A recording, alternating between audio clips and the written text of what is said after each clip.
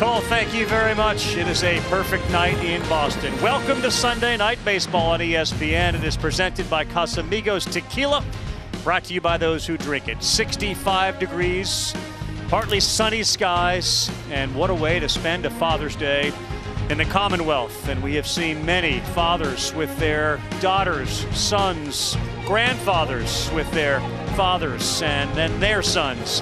And there are plenty of Yankee fans in town. We will not see Aaron Judge tonight, but we certainly got a lot of his fans in the building this evening. David Cohn, Eduardo Perez, Carl Ravicier. Game one, Caleb Ort was the opener for the Red Sox, and Gleyber Torres tried to close that deal early with a big fly that put the Yankees on top early.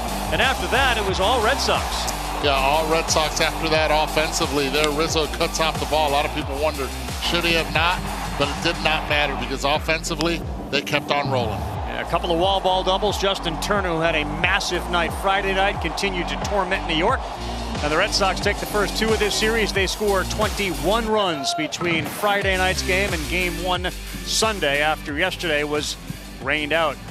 So we have an AL East that's got a combined .582 winning percentage, on pace to be the best combined winning percentage for a season since divisions began in 1969 with the win today. Boston on the bottom, like every other team, is over 500. Welcome, everybody, and a happy Father's Day to all of you out there. We'll hear from Buster Olney in just a little bit. Identity crisis, if you will. What's going on with the New York Yankees here? We know there's no Aaron Judge. Is there more to it than that, Coney? Well, there is. I mean, the rest of the guys need to pick it up, especially the veteran guys. When you think about Giancarlo Stanton or Anthony Rizzo, guys they really count on in the middle of their order are really struggling at a bad time when Aaron Judge is obviously out with an injury. Now, they're going to talk and have a rallying cry in there about, hey, we're more than just Aaron Judge. But this goes back to last year. That guy, Aaron Judge, carried them to postseason, and he was the main reason why they even made it last year as well. Without question. On the other side, they're actually feeling a little more optimistic about a team that most people were dumping on. Like, they're a last-place team, no doubt. Boston's playing a little better. They are. They're playing a lot better offensively. Yoshida has really come through. He won't be in the lineup tonight, but he's a guy that you have to circle every time you see him. Another guy that's going to come into the play is Trevor Story. Through today on the field. Let's see when he comes back. But they've been playing better. They've been hitting better. They've been running the bases better. They've been fielding better. Now what they do need is to try to see where Chris Sale is going to be with his shoulder, and at the same time Tanner Houck, who got hit by a line drive in the face a couple days ago. There is a proud papa right there, Alex Verdugo. And just a little while before the game started, Eduardo had a chance to talk with Alex Verdugo about just the significance of Father's Day and what it means to him and his family. Yeah, man, I love my dad, man. I really do. You know, I like to say that, you know, I'm both parents' kids, right? Like I'm a mama's boy, but I'm also a dad's boy too. So, but you know, I think for me, my dad's been everything, man. Through travel, through baseball when I was younger, my dad went everywhere with me. Is this live right now? Albert, you son of a... What's up, Pops? Dang, man. Yeah, interview from Arizona to you.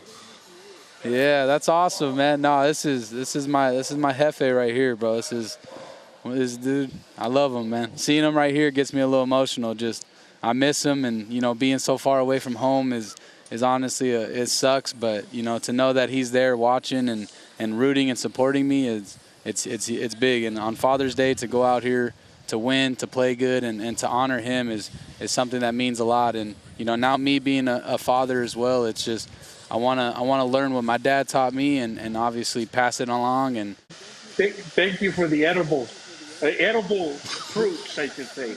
Yeah. Okay. Let's clarify that one a little bit. Yeah. He gave me a fruit basket. Yeah. So let's get that straight. Sorry about that, guys. Oh man. Nah, dude, you're welcome, Dad. Obviously, I wish I could give you a hug and kiss, but you know you're in my heart, and we're always thinking about you over here. And you know, Andres misses his tata too. I love you. Kiss, a hug, some edibles, fruit edibles, whatever. That's beautiful. Not being edited out. We're leaving that bad boy in. Sunday Night Baseball is presented by Casamigos Tequila, Brought to you by those who drink it. First pitch, Red Sox and Yankees. Game 2 on a Father's Day at Fenway. There are so many super dads out there. All the way around the world, from the U.S. to Japan, the Dominican Republic. We celebrate dads.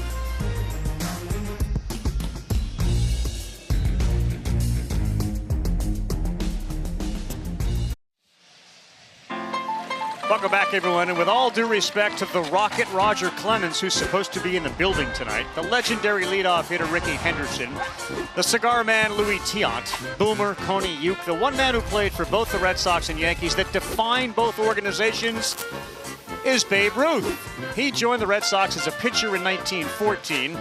He added his bat to the lineup full-time in 18, won 3 World Series titles in that span. After setting a single-season record with 29 homers in 19, like Edison discovering electricity, the light went on in his head. I could make a lot more money if I focused just on launching long balls. So he demanded 20 grand a year. And the lights apparently went out in Boston when they said no and sold him to the Yanks for 100 grand. The rest is baseball history, like a ton of baseball history. He became the greatest power hitter ever. Year 1 in pinstripes, 54 home runs. Over 15 years in New York, the Sultan of SWAT led the league in homers 10 times, and he won 4 World Series. He had a curse named after him in Boston and a house he built in the Bronx. He did more for the game than anyone else in the history of the game. And did you know the last uniform he wore was in fact a Boston one? In 1935, he played 28 games for the Boston Braves of the National League and hit 6 home runs. Over a century after he moved from one team to the other, his impact on the rivalry is very much alive. Without question, you can always find a Babe Ruth shirt, the Great Bambino t-shirt, wherever you are. It doesn't even need to be Yankee Stadium or Fenway Park. David Cohn, Eduardo Perez, Carl Ravitch, Buster Olney back here in our booth for Sunday Night Baseball. The New York Yankees starting lineup, it has not been very good. It is presented by Irish Spring. Slide into a fresh start. Anything about the lineup indicates fresh start. We've got some guys that didn't play game 1, but anything? Well, actually, I mean, the guys who they brought in that are sort of the minor league free agents have done a really good job for them. It's the veterans that really need to step up at this point. That namely Rizzo, Stanton, and Josh Donaldson are needed now more than ever. Mayhew played third base first game. Donaldson there. Oswaldo Cabrera playing as well. And as Buster only told us on Baseball Tonight, Brian Bayo, who was supposed to pitch during the rainout game, wanted to pitch in the City Connect yellow. He likes the yellow, therefore they wore him earlier. This is a different set, but he's wearing yellow again. Yeah, different set, and what they're going to need is really good defense behind him. He has to keep the ball down. He will induce a lot of ground balls, and because of that, this defense needs to be on their A game. It has not been on the A game. It hasn't really been on a B, C, D, E, or F game. The Red Sox have 51 errors. Their outs above average is minus 19, which is 30th. And their runs prevented is also 30th. So how about a B effort from the defense? Well, let's see if we can get a B effort in this B game. That's second true. game of the day. All right, so Bayo is ready, and we are set for baseball. Again, Jake Bauers leads off. Torres and Rizzo will bat behind him.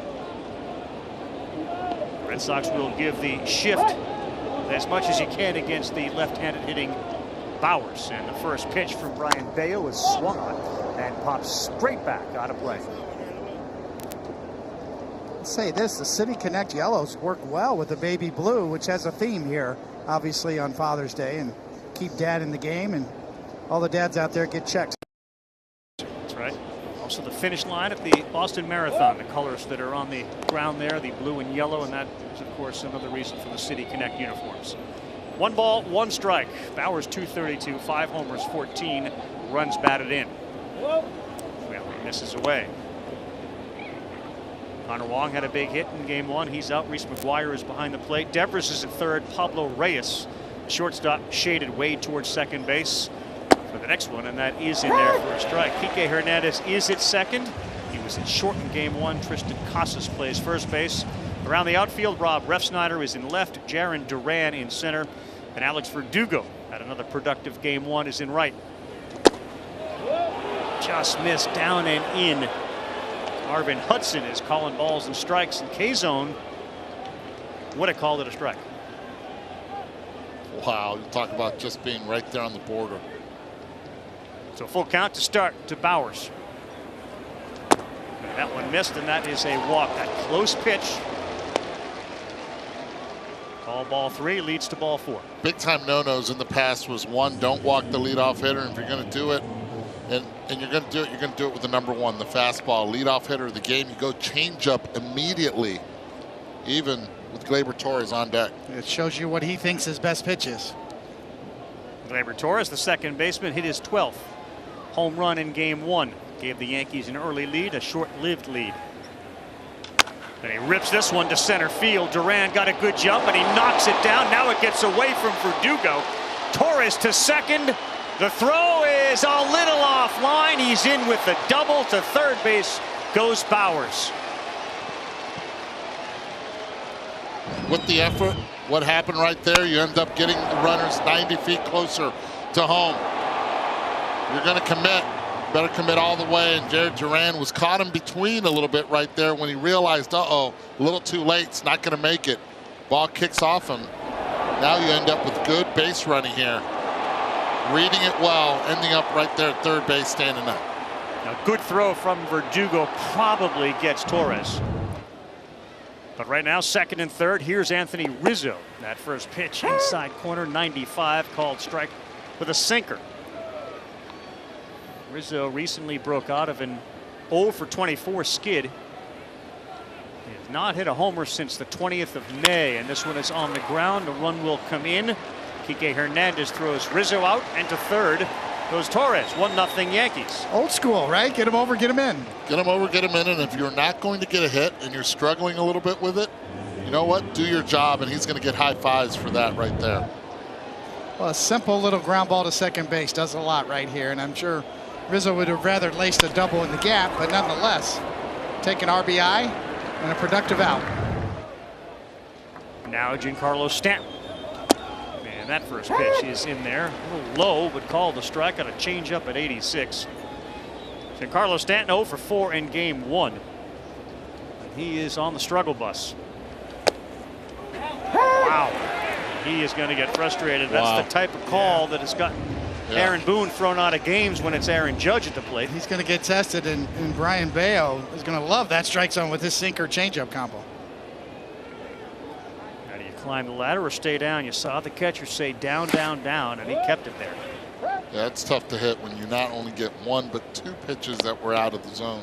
And when you're 6'5" and you're at the plate, you get that called on you, you tend to chase. 1-0 Yankees. Gleyber Torres, a double that sent Bowers to third, and then Rizzo brought him in. For Gleyber, that was his 9th double. The Red Sox have the infield in right now with 1 out. Bounced another one. Well, there's playing the infield in, and then there's playing the infield in with Giancarlo Stanton at the plate. I agree. The Greek god of exit velocity, so watch your lips. It's not so much at third as it is at short and up the middle.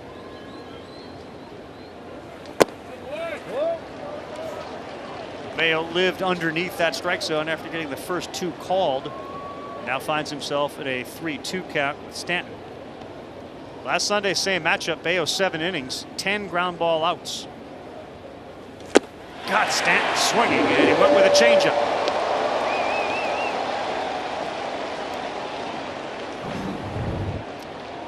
Well, we see the strike zone has been established here early and down. And that is a good sign for the Red Sox starting pitcher. And he's going to go low to lower to try to test it, see if he can get him to chase. Stays down there the whole at bat. Here's Josh Donaldson. And that's the first pitch non-strike for Bayo. He had gone 4 for 4. Now behind Donaldson, who's hitting just $160, but all of his hits have been homers, it feels like. 5 homers last 11 games, and he got sawed off there. Casas backs up. He will flip it to Bayo, and that will do it in the inning. They do get one, though. Bowers, leadoff walk, comes around to score.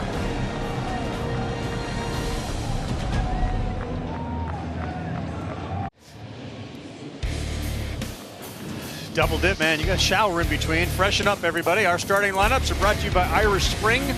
Slide into a fresh start. For the Red Sox, Duran, Turner, who's been red hot. Verdugo, Devers seems to be coming out of a little funk as well. And they're going to need production from those bottom 5 guys in that order. Casas needs to get it going. Kike Hernandez had 2 hits in the early game today. Will he continue to swing a better bat? What do you get on Sevy? Well, Luis Severino had a couple of starts when he first came off the IL, and he looked like the old Severino, but the last 3 have not been so good. His fastball's been a little flat. It's been getting hit, and that's a key for him. His fastball velocity, the swing and miss on that pitch, and then the changeup slider combination, how that fits in. Speedy leadoff man is Jarren Duran. He's the center fielder for the Red Sox tonight. 287 on the year, and the first pitch from Sevy at 96 misses. Throws that 4-seamer about 58% of the time. Then he'll throw a changeup 20%, slider 17, and a cut fastball around 10. And this one into center field and short. McKinney cannot get there. Soft contact, 85 miles an hour, but it's in there for a hit on Father's Day. Wasn't hit hard off the bat. As a matter of fact, it broke the bat. 2 pitches, both glove side. See the splinters coming out right there, but because of it, he ends up getting that base hit. Now you have speed and pressure at first. Yeah, and a guy that's been red hot, and Justin Turner at the plate.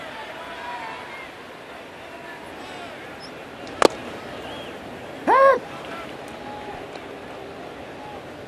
Yankees jump out to a 1-0 lead. They are 26-9 when they score first.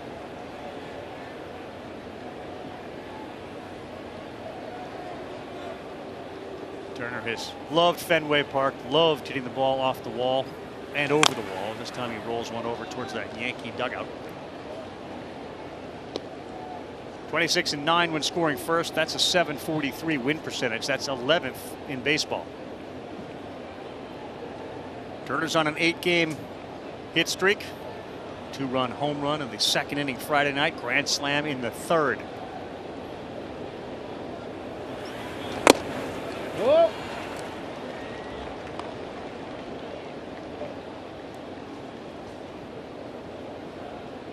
What does somebody like Severino work on in between starts, especially when you had those 2 great starts to start the season in the last 3? Porter, what do you work on? I think it's his secondary stuff, especially a slider. 96, though, looked really good there. Turner is gone. That had some movement on it. And Sevy's got strikeout number 1. Yeah, in his last start, his fastball actually got better as the start went on. We'll see here. This is a good one, too. Right on by, and underneath it is Turner. Good sign early. 96 mile an hour with life. That's another guy. What comes along for the right for Severino? That's we right. know his changeup's pretty good to lefties. Can he get that slider going as well? Alex Verdugo sends that one to a fan in the stands. So here you go. That's beautiful. Alex Verdugo's brother tweets out the edibles. I smell a reality show with that family. Well played, Chris. Well played. And another guy with red hair who loves that wall over there. Did they get him? They had him leaning, and they did. Jarren Duran, according to the first base umpire, caught leaning. Ramon Vasquez on that line, and they just told him keep playing because, yes, they did. And this is what Anthony Rizzo does. He doesn't go after the arm. He goes straight into the body, knowing that replay is going to be a big part of the system. He's been doing this for quite some time, allowing the ball to travel quick right-hand tag. Brian Walsh over there to make that call. Here's Verdugo. And that will do it. After a leadoff single by Duran, a strikeout, a caught stealing to calm the waters, and Verdugo flies out to left. We're through 1 on Sunday night on Father's Day. It's 1-0 New York.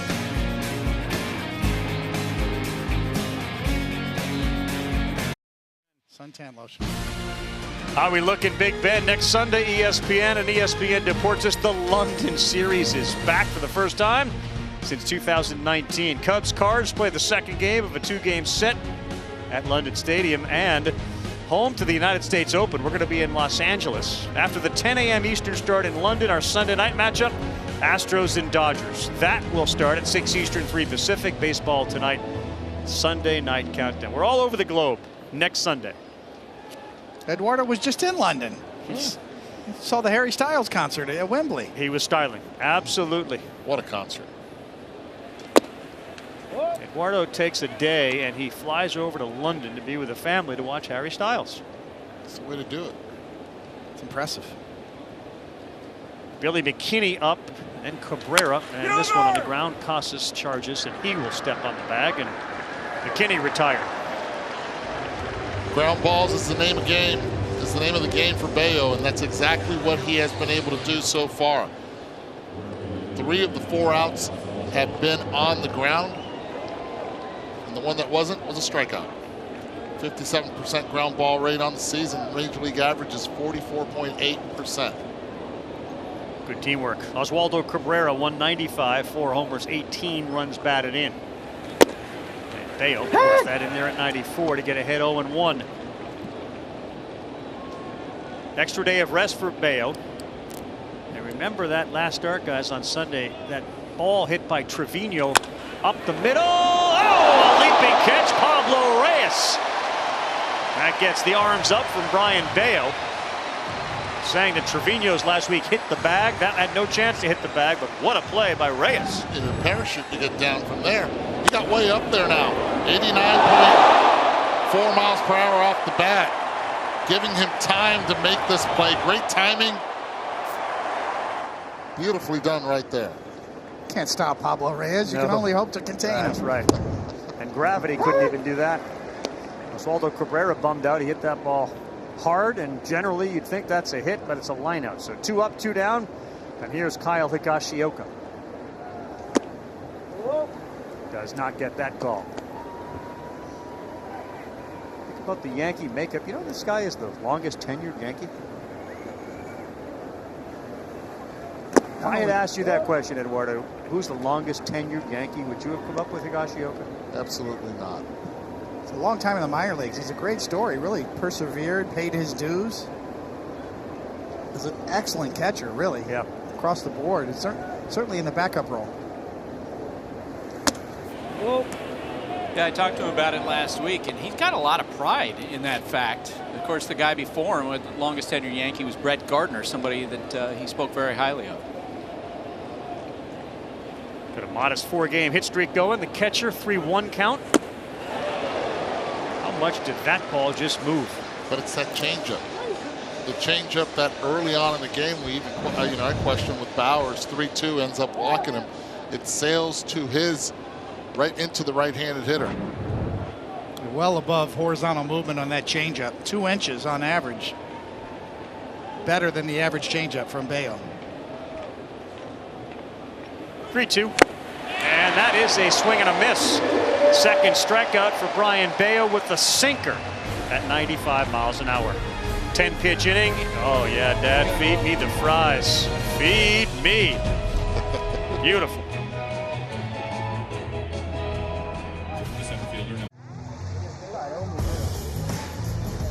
Please watch baseball live or on demand on your favorite supported devices. Save 50% for Father's Day today. Blackout, other restrictions do apply. Visit MLB.tv for details. Pretty special if you get an opportunity to come to a ballpark with your dad. And if you're a Red Sox fan, you like the way the last 2 innings have started. Duran reached with a single, and now Rafael Devers starts the inning off with a single right back up the middle. Not wasting any time. Slider. You're geared up for that mid-90s fastball. Rafael Devers, you have to appreciate the balance that he has at the plate. Holds those hands high, gets him in that ready position, and launches from there. So Devers on first, and here's Rob Refsnyder, who's playing left field. And he puts one down. Severino quickly on it. He just didn't field it cleanly enough with that hand because he had a play at second base, but instead goes to first. Rob Refsnyder will join us. You can ask him a question. Hashtag AskSNB on Twitter. See him grimace right there. He's upset that he wasn't able to get that ball down the line. Donaldson was playing deep. Yes, that was a bunting for a hit. That wasn't a sack. what, though? Goes down as a sack. Yeah, he'll get credit for a sacrifice. Tristan Casas, the left-handed hitting first baseman, 7 homers, 20 RBIs, swings at that first one, and you can see it was right on his fists. 3-game hit streak. The Red Sox love this guy's bat. They are convinced that he is going to be a very, very solid major league hitter. Over these last 3 games during that streak, 4 for 9, a double, 3 walks. Friday night, 8th inning, extended that lead to 15-5. That was the final score that night. 0-1. 98 from Sevy on the corner.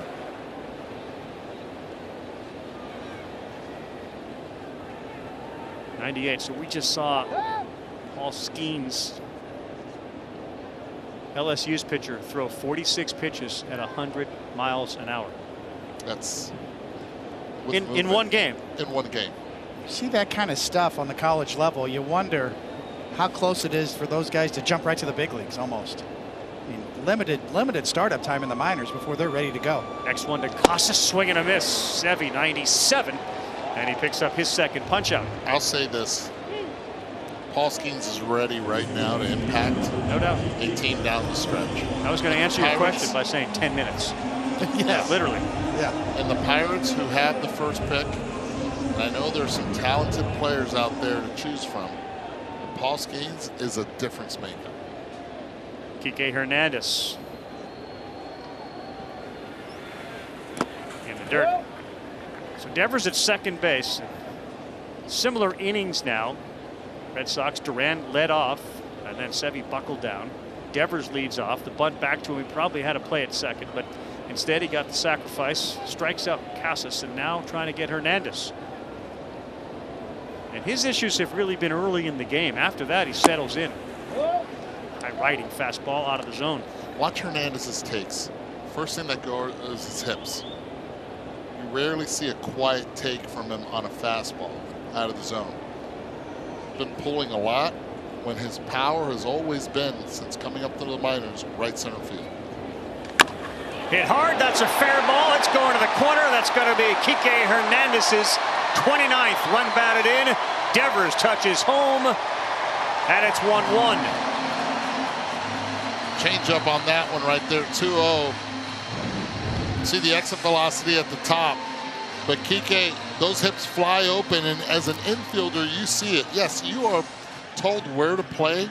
They have those cards, but as soon as you see those hips, you know, most of the time on the ground, especially, it's going to be the pull side. Gets right by Donaldson. He had no chance on that one. That brings up the 8th hitter, Reese McGuire. He's the catcher.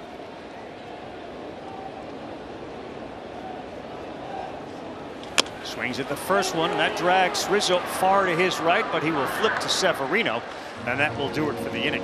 First time through blues for Severino. 385 with 1188 OPS. After that, sub 200 batting average allowed.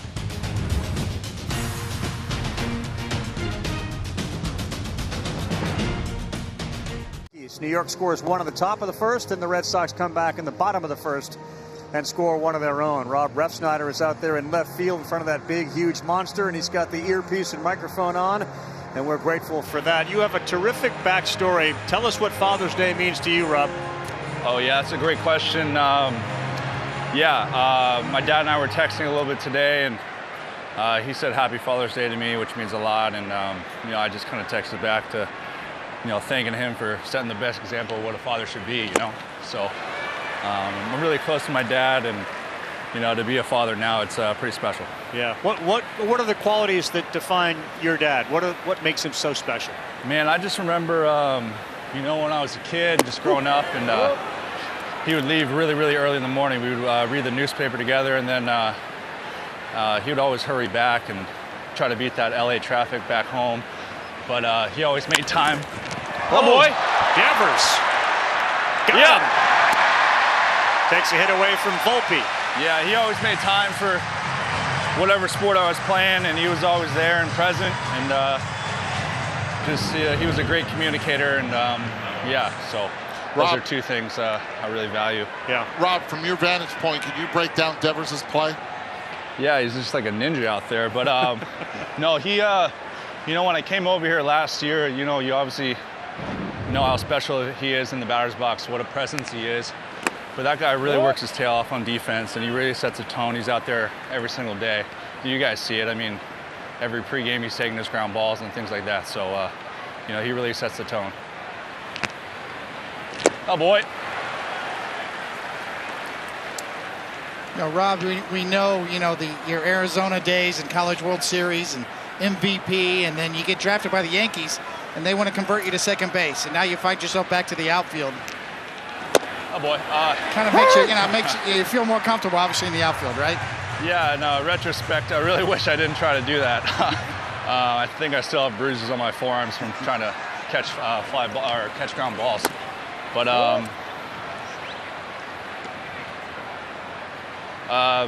yeah, my first infield coordinator, Carlos Mendoza, is still in New York. So yeah, he helped me get to the big leagues for sure as an infielder. Second base, and underneath the glove, Kike Hernandez. Hey, you're good. Nearly back-to-back web gem type plays, but he's unable to get it, and aboard is Bowers. Yeah, I say Joey Rickard, Trent Gilbert, Johnny Field, Bobby Brown, Riley Moore. What does that do to you? Yeah, you know, funny enough, I just got we're part of a little bit of a group chat, and starting pitcher Kurt Heyer recently married, and he just announced that he's going to be a father. So. Oh wow, that's great. So, that's the Arizona Wildcats starting opening day starters. Yeah, he was our Friday night. He was really, really good. So you know, shout out to Kurt. Runner goes. Throw him out. Throw down, a short hop, tag put on, and the hand stays on the bag. Yeah, so it kind of comes full circle, I guess. You, as we are in the middle of the College World Series, were the most outstanding player in 2012. Yeah, it's a long time ago. Yeah, but the memories never fade, and you can never have that taken away from you. Definitely. You know, shoot, my best man was a part of that team, some of my best friends. You know, looking back, some of my fondest baseball memories for sure. And, you know, somebody very influential in my baseball career was Andy Lopez. Sure. I'm sure you guys are familiar with Andy. Yep. Kind of a coaching legend. Great coach, yep. You know, just instilled a lot of great life lessons that I still try to, you know, live my life to the best to him. Well, Gleyber Torres behind 0-2. Swing and a miss. He elevated. Third strikeout for Brian Bayo. Here's a fan question for you, Rob. How did your kids help you celebrate Father's Day today? They slept in, so that was a great present for my wife. My son brought me a coffee early. There you go. Yeah, so just hung out in the apartment. We're going on a little bit of a long road trip, so I just... Rizzo hits this one well. That sends Duran all the way back into the corner. Yeah! Off the wall, and he claims he caught it. Boy, that was tight in the corner, and Duran ran into the wall and kept the ball in the glove. You want level of difficulty? That right there, the triangle. Rob, appreciate that play right there. Yeah, thank you guys. Unbelievable basket catch right against the irregular angle in right center field. Jared Duran, loving it. Hey, he's done that a lot today, Bayo, already. What a play by Duran.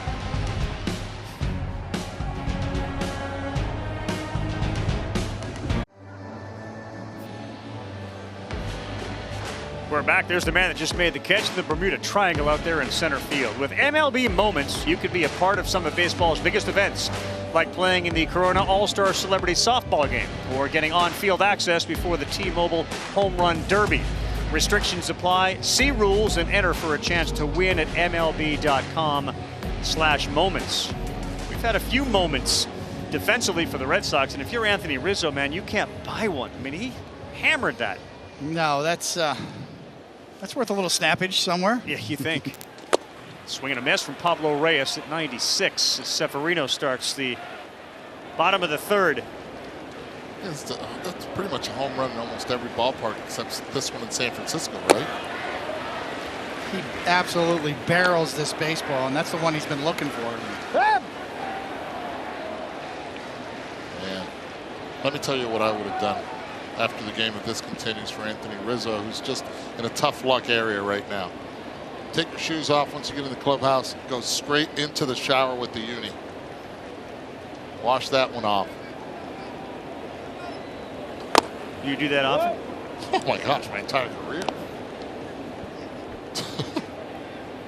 Is that a tradition passed down? Or is that an Eduardo Perez original? I want to call it instincts. Just go straight with it. You ever do something like that? No. Come on, Cody. Come on, Cody. I mean, just appreciate what Jarren Duran did right here with that wall. Home run in 18 out of 30 ballparks, but the level of difficulty was the impressive part, dealing with that wall at that angle. Only ballpark in Major League Baseball you have to deal with. You know you're there. It's close. You can't extend. Wow. Duran, as you can see, is built like a linebacker, so the idea of a padded wall wasn't going to stop him. Yeah, he's so fast. Got back there in incredibly quick fashion. Reyes was the third strikeout victim of Severino, and that was the first leadoff man that he had gotten after Duran and Devers both reached base. I will say this, though. If Duran pulls one to first, Rizzo's going to make a play on it. Whoa. You're going to take one from me? Hit it this way.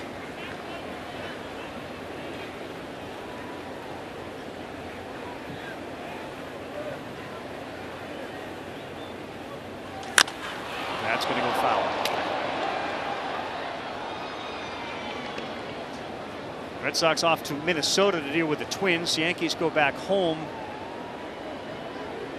And there are those numbers. Curious. Why does something like that? That's like literally the reverse of how everyone else has done it. That one on a line, and it is caught.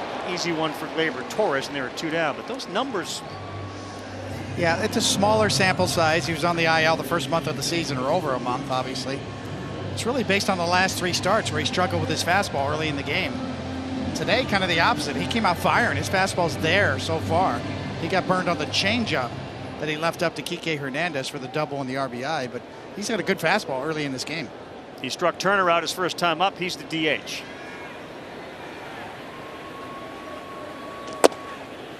The Red Sox, of course, let a lot of guys go, and when JD Martinez left, they basically brought Turner in. JD's having a good year. So is JT. Evaldi and Walker, another couple of Red Sox pitchers, combined 16 and 4 with a 2.7 ERA, and each were their respective league pitcher of the month in May. He held up.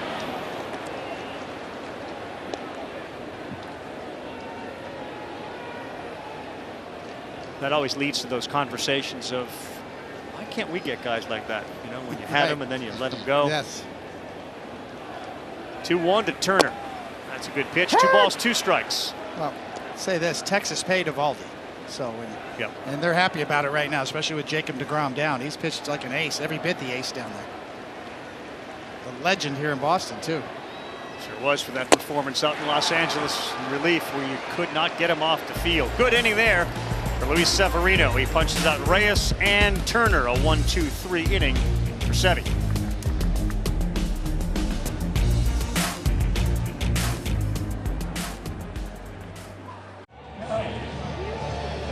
2023 Scott's MLB All-Star Ballot is now open. You can scan the QR code or visit MLB.com/vote to vote daily and decide who represents your favorite team this summer. Of course, number 9, one of the numbers retired here at Fenway Park. Ted Williams. All right, so Ryan Bayo against Stanton. Everything was down. It's down, but you have to be careful because that's his hot zone as well. When he's feeling good with his legs, he can go down and get it. He has the ability to lift those baseballs. That was kind of when he threw the 2 changeups that were called strikes. I asked, do you think he elevated here? Because he's a low ball, golf ball driver of the baseball. Tell you what, he stayed down though.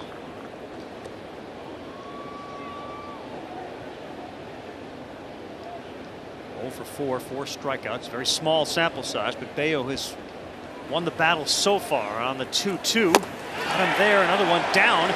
0 for 5 career strikeouts for Giancarlo Stanton. I kind of feel like both starting pitchers have their good stuff tonight. Bayo's stuff is moving all over the place. Big time sinker here at 95 miles an hour. This ball just jumps. Darting, tight spin on the two-seamer. A little under 2,000 RPMs, a little high for a two-seamer, but he's got tremendous life.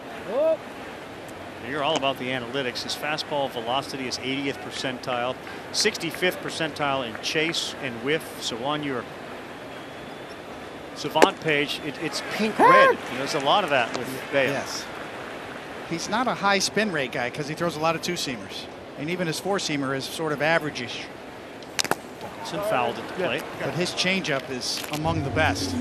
Tremendous arm action and deception behind it. I think what's scary about it is it doesn't matter the count.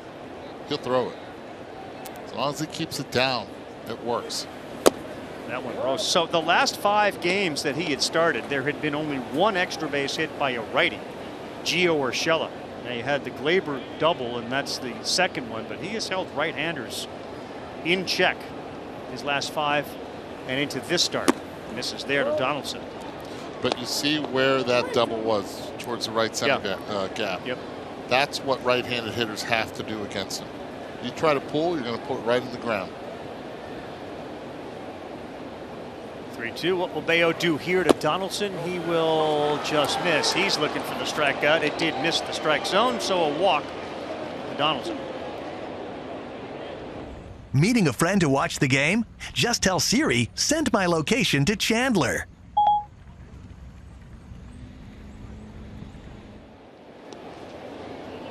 Picking up on Bayo, and the Red Sox starters have really done a good job recently. Their last 7 performances, and again, Ort was just an opener today, but have been really good. Certainly this guy continues to get better. Tony, his last 8, 2 earned or fewer in 7 of those, an ERA of 2.80.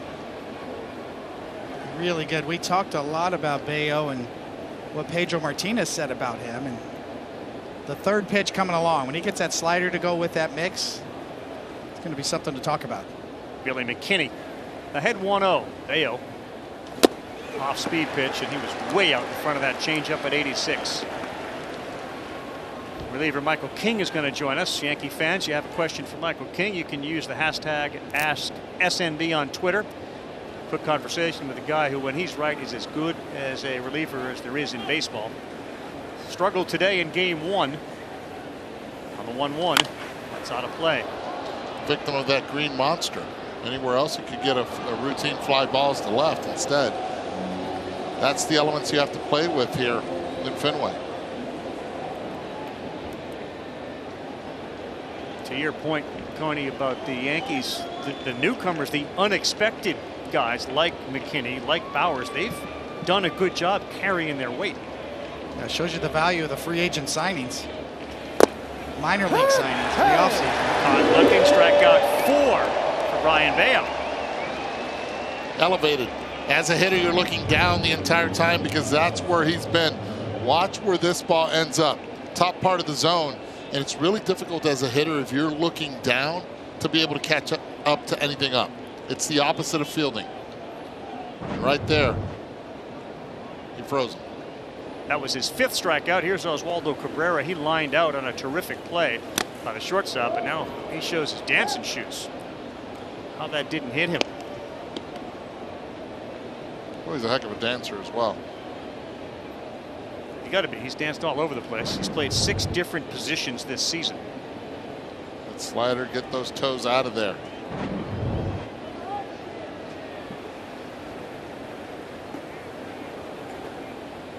Two down, top 4 of a 1-1 ball game between the Red Sox and the Yankees, and that's another one that causes him to dance.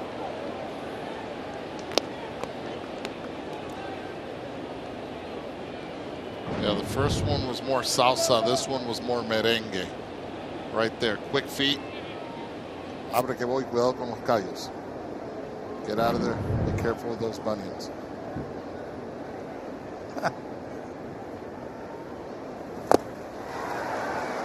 Get out of there and be careful with those bunions? Yep. Who says that? Well, sometimes you're lost in translation, right? Yes. That's one of those moments.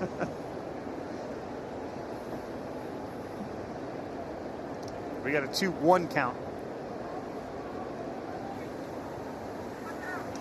That's out of play. He's got 4 doubles, 4 homers since the 21st of April. This is Oswaldo Cabrera. It feels like from watching, and you watch every game, that the Yankees, because of injuries, have kind of been piecing things together. There's never been a consistent lineup, and a lot of that has to do with that guy, of course, not being in the middle of it. Yeah, there's no doubt about it. Aaron Judge. They got him leaning, and Casa slaps the tag on him. How about Donaldson getting picked off? Boy, these pitchers, both of them have somehow read the runners, and Donaldson took an extra step. Waiting to see if the Yankees want to review it. When's the last time you saw 2 right-handed pitchers pick off base runners at first base? I'll ask you this question. He got him. Oh, he got him good. Both times by the rib cage. They don't go after the arm around the bag. First basemen have a lot to do with this.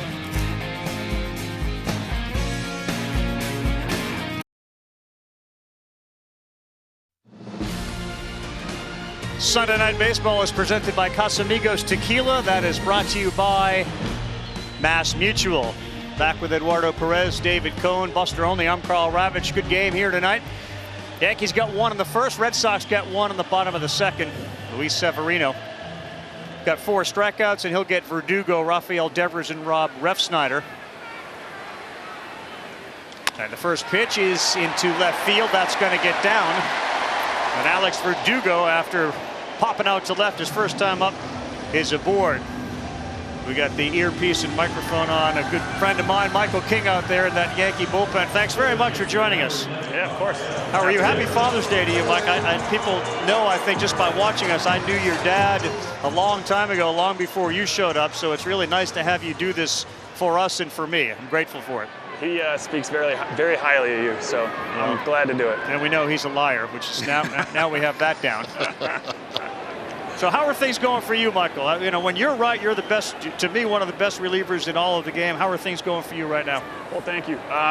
Working through a little mechanical change. You know how it is in baseball, you got to make adjustments, and when I start seeing hitters make adjustments on me, I got to make them on them. So that's kind of where I'm at right now. So I've had a couple rough ones, I'd say.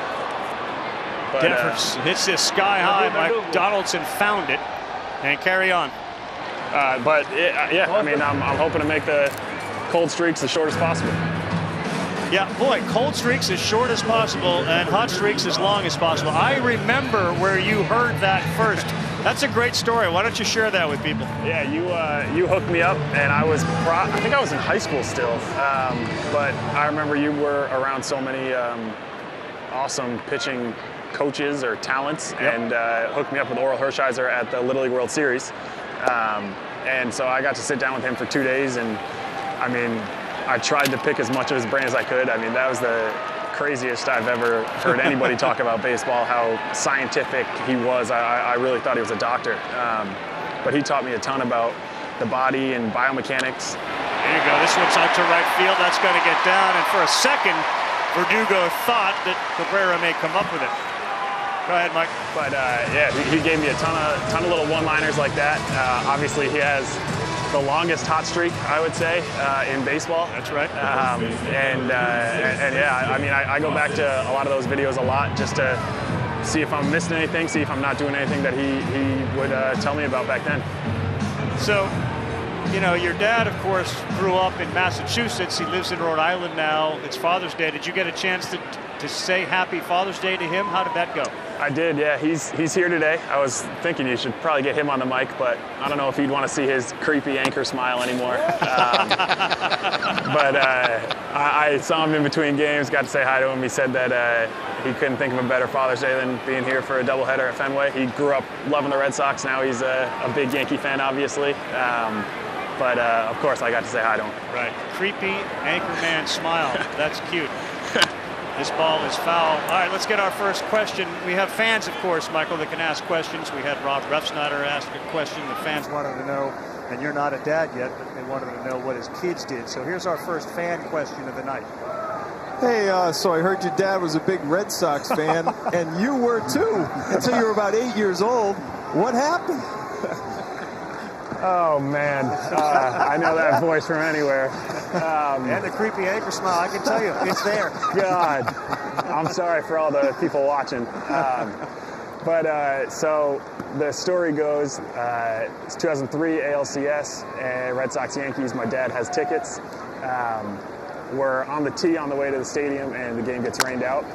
And so it gets rescheduled to, I think it was a Tuesday, and now my dad's working the 6 and 11 o'clock news, so he can't go. And my mom's telling him to sell the tickets, and he's like, no, it's once in a lifetime, Red Sox Yankees. Michelle, my mom, you got to take them. And so we end up going to the game. My mom's a massive Yankee fan. Her favorite Yankee ever was Mariano Rivera.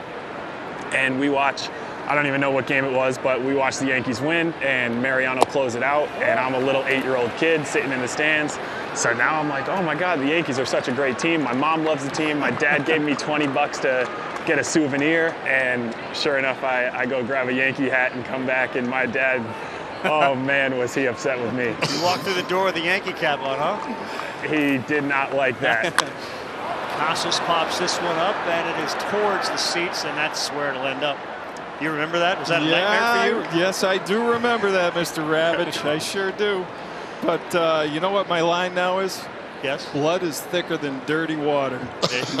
You know what I'm saying? Yeah, the Red Sox anthem is Dirty Water, and your son is a Yankee. I get it. Absolutely. This is fantastic. Thanks for having me up here. I really appreciate it. And Mikey, you know how proud I am of you. Well, thank you. This is it's more than just baseball, my friend. Wait, is he up in the booth? He's right up here. Yes, I am. You can see him up here. Oh, yeah. Oh, I see him standing up there. Right. There he is. God.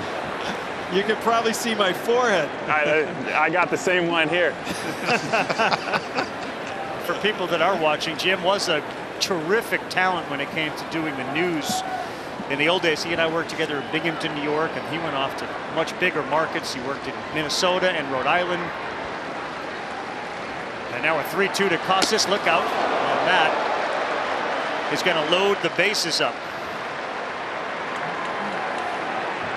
Jimmy, thanks very much for coming up here. You got it. Happy Father's Day to you. Appreciate it. Happy Father's Day to you. Max and Sam, I know you're very proud. Thank you. Happy Father's Day to you Michael, thank you very much, buddy. Thanks, guys. No problem, We guys. appreciate it. Thank you very much. Great Father's Day.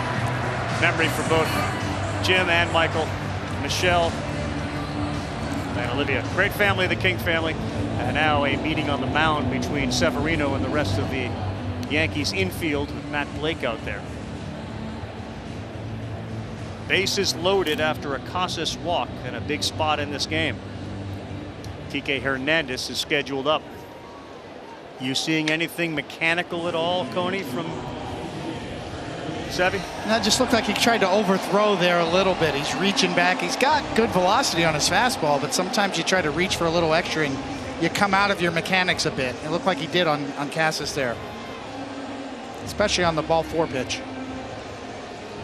Second baseman Kike Hernandez already with the double right down the line past Donaldson.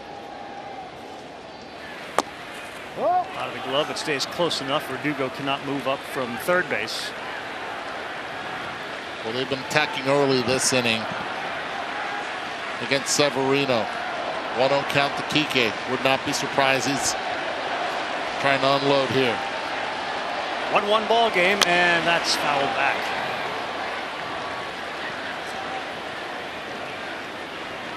Kike Hernandez, of course, this season has been primarily the everyday shortstop. They are going to get Trevor Story back, and assuming health on Story, Kike's going to then go all over the place, second base, outfield.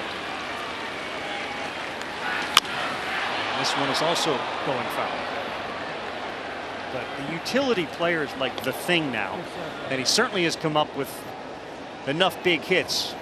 And Cora and the front office really like the versatility.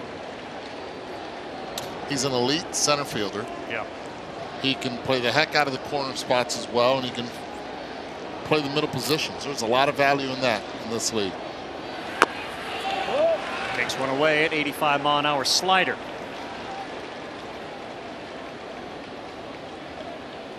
just the 6th slider that Severino's tried tonight. 13 RBIs for Kike Hernandez in his last 20 games, and he's got a whole bunch of opportunities here, but he will not deliver one now. An infield fly rule with 1 out. Bases stay loaded, 2 outs, and a big out for Luis Severino. Sometimes just mixing in that slider previously sets up that high fastball. As he beat Kike there and gets the pop-up. Up the ladder here. A lot of frustration from Kike as well, because this would have been ball 3. Doesn't know where to go with the infield fly. And now another lefty, and that was part of Cora's strategy against Severino. Reese McGuire peeling one down the line that's going to get into the seats. Did they call catcher's interference? They did. Higashioka gets called for hitting the bat with the glove. That's going to send McGuire to first and bring in the Red Sox second run. Higashioka shakes his head. Take another look at how this happened on the swing from McGuire. Yeah, this is frustrating for Kyle right here. Sees the slider, reaches out to get it. Clearly he interferes with it. That'll go down as an E2 on Kyle.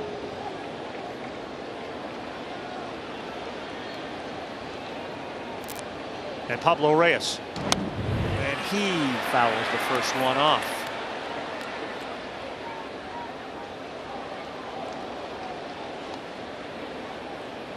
Boy, Coney, there's a couple of things that have gone against the Yankees in this game early. The Rizzo drive and then that odd play there. You don't see that from Higashioka very often at all. No, yeah, it's. I'll defer to the catcher catching experience there in terms of trying to reach and frame, maybe a little too close. Reyes sends this one to center field. It's playable for Billy McKinney. And Severino, other than the catcher interference, you never know, would he be able to get out of it without anything? Instead, through 4, Red Sox 2-1.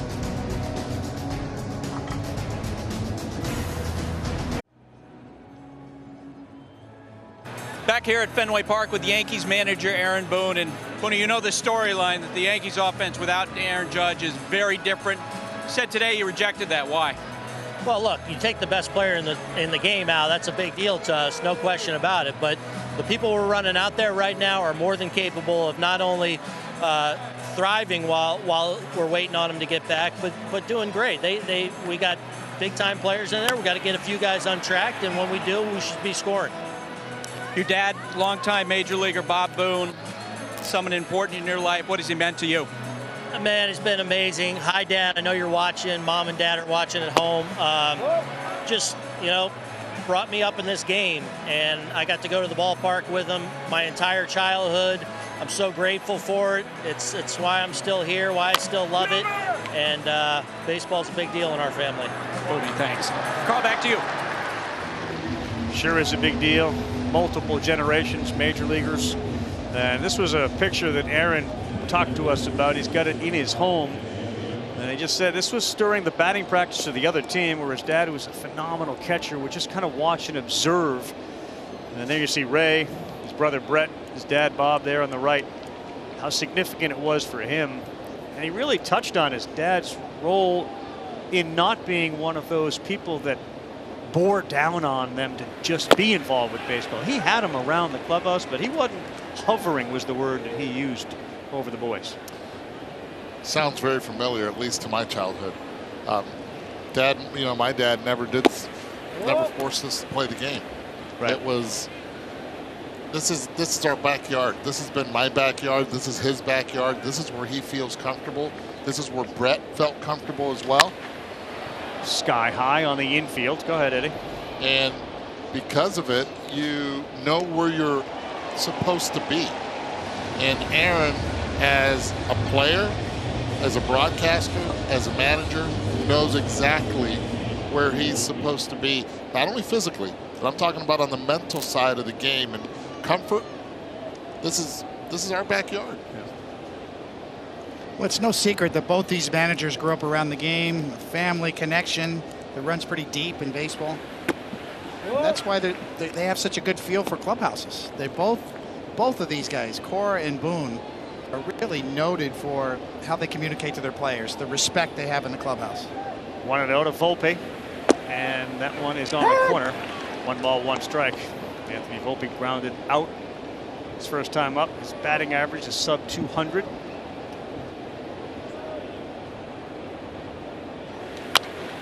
Yeah, I want to continue the conversation. I'm just curious, when you're around the clubhouse, what are some of the characteristics that you observe as a kid that kind of stick with you from the behaviors? Because there's this sort of myth, like, you can't have a kid in a clubhouse. What did you learn?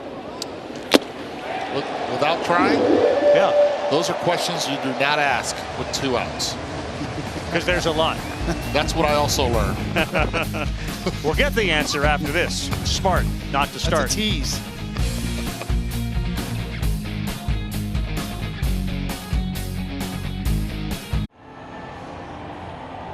Back here at Fenway Park, Red Sox manager Alex Cora. Brian Bayo pitching well tonight. What are you seeing? Good fastball, good command of the secondary pitches. We didn't like the leadoff walk, but he's a good one, man, and he's been learning through the process. You lost your dad when you were a teenager. What's a memory of your dad that sticks with you? Winter ball, pregame shows of the Caguas Criollos, postgame shows, and then the phone call to El Nuevo Dia to get the bus scores. It was Henry Cotto, 4,000. I asked my dad, what is 4,000? He's like, 4 at-bats, no runs, no hits, no RBIs. That's awesome. Carl, back to you. It is. Alex's dad was involved in some radio broadcasts, and then he would phone in the box scores you just heard. He was terrific talking about his dad, who he lost when he was 13, and the spectrum of emotions that he dealt with over the years, as that one is right by Duran, between being angry that his dad had passed away and he didn't have a father, to now becoming a dad of his own and being so grateful for the 13 years that he got to spend with his dad, and how significant his dad was, and Joey's role, of course, his brother, who's with the New York Mets, as being somewhat of a father figure to Alex. And what a heck of a father he is. Yeah. 2 young twins, and also Camila, his oldest. The stories of him as a kid sleeping in that press box in Caguas. Oh, yeah. Outside of Duran. All right, since it's such a long answer, you can start it now. But I mean, the impressionable kids, you, Aaron Boone, others that have literally grown up in a clubhouse, a locker room. Well, I grew up in Cincinnati, in the Cincinnati Reds clubhouse, and the rule number 1 was Sparky Anderson had for all of the kids is you're allowed in the clubhouse if the team wins. If the team does not win you're not allowed in the clubhouse. Fortunately for us, the team won a lot. Yes, they did. So we learned the importance of winning. We also weren't allowed in the clubhouse an hour before the game. We understood the importance of preparation. And because of it, our clubhouse attendant who passed away, Bernie Stowe, and still his sons still run the Reds and Visitors clubhouses. They were, and I learned so much from them. 3-2, and that's inside. Did he go? No, so ball 4. So that was the stepping stone. That was the foundation in Cincinnati. Then when my dad ended up going to Montreal, to Boston, we were here for 3 years as well. Philadelphia. You know, you grow up in the game. You have now the ability to be on the field. And you see the mannerisms and what it takes on a daily basis to be a big leaguer, a professional. And it doesn't matter if you go 0 for 4, 4 for 4. My father taught me this. You're always going to be the same. So there's a balance to the attack. Great answer. Great answer. Turner is 0 for 2. He has struck out twice after the Duran walk. Severino throws his 62nd pitch, and that's off the plate. And one last thing. Yeah. In those 70s in the Cincinnati Reds clubhouse, there were 12 of us kids that signed professionally. 5 of us won in the first round. So there's something to it besides just the water in Cincinnati. Yeah, it was the blood in Cincinnati too. That helps.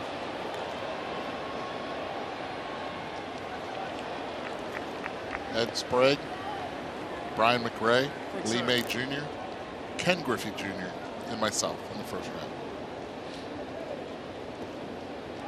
No, they got one of those right.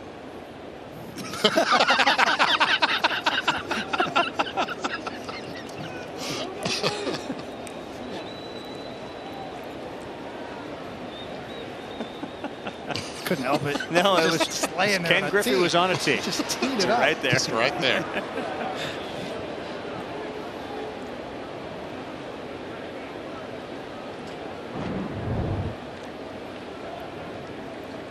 He's got what a lot of guys on the opposing team say it's a balk move.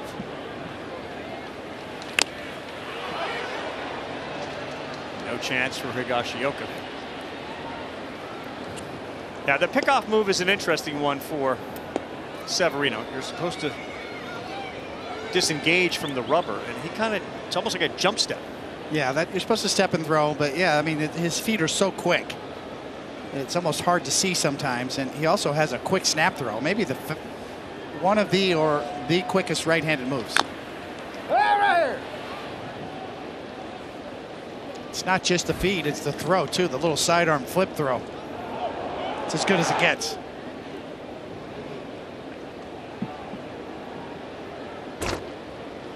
If you want to time it, 0.85 seconds on that throw to first base. And the other part of what we've seen with the two caught stealings, if you will, the different approaches. Duran will go. Throw from Higashioka, not even close. Aaron Duran was in by a mile, steals another bag. And now they appear to be sending him back to first base. This time we have the reverse call, the interference on Justin Turner to get Higashioka's way. Yeah, interference on Justin Turner now. Duran has to go back to first base. It was a changeup, and what happens on the changeups? You're out in front, and then you end up getting that extension with the bat, and it hits Higashioka right on the back. You may say that didn't impact the throw. You get hit in the back while you're trying to throw and say it doesn't impact you.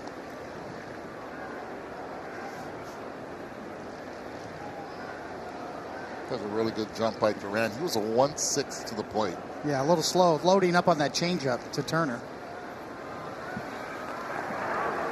I was going to say the difference between Casas's tag and Rizzo's tag was. It's one of the advantages of being a left-handed first baseman. This particular throw. It's unbelievable.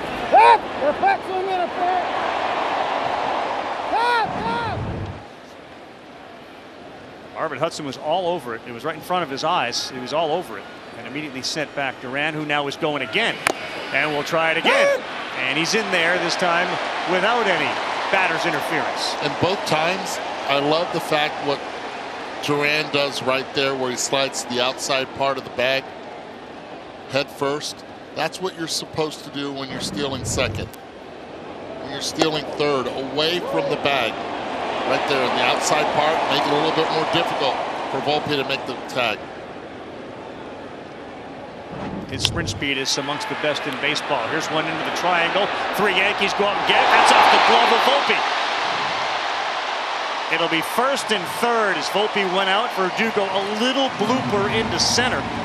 And it will drop and it will go as a hit.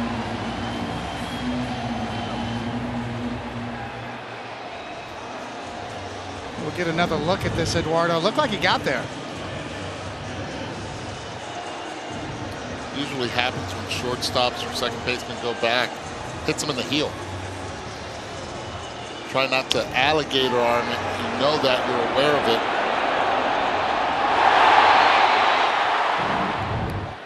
And you're still trying to listen to see if you're going to be called off. Here's a huge spot for Rafael Devers in the bottom of the 5th inning. He singled and scored. Popped out to third and nearly got hit by that one from Severino with 2 aboard. That was close. That was 98. Had some hair on it, didn't it? It did.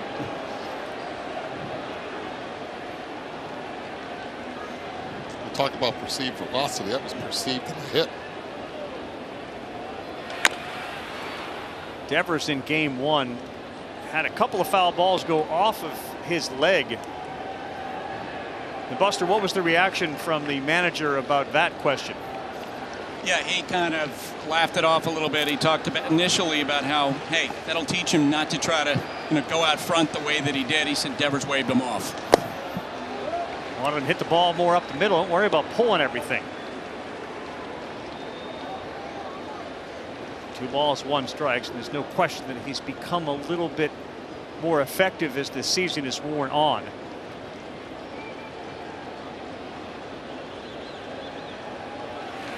He's got 21 home runs against the Yankees, the most by any Red Sox before turning 27 years old. So he's hurt New York, and he's got a very good 3-1 count.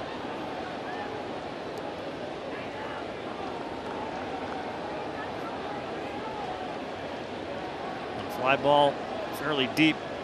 Duran, with all that speed, should be able to score. 3-1. Severino walked him, ball 4, bases loaded.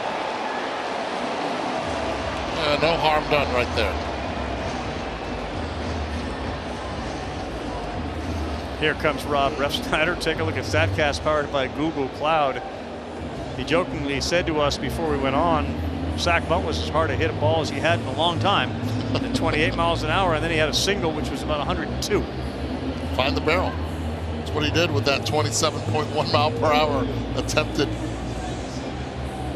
bunt for a hit that ended up going for a sac bunt. Ron Marinaccio is warming up in that. We're starting to get loose anyway. Something we've never seen today has happened in this game. 2 Dominican starters facing each other as a Yankee and Red Sox. Guys, that's never happened. First time ever, yeah. Wow. That is noteworthy. 2 Dominican starting pitchers, Yankee Red Sox game against each other. First time it's happened. Refsnyder, strike 1, 86 mile an hour changeup to get ahead. Severino and the Yankees would love a ground ball.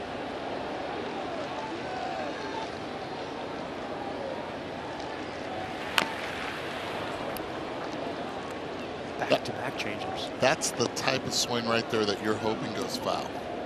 Please go foul. Please go foul. You know, that is a great point. Sometimes swinging and missing or fouling it off is so much better than contact putting it in play. Duran's at third, Verdugo at second, Devers at first, and this one is another foul ball.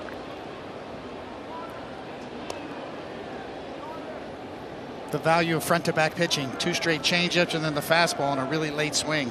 Good job by Refsnyder just to stay alive. Severino had him beat.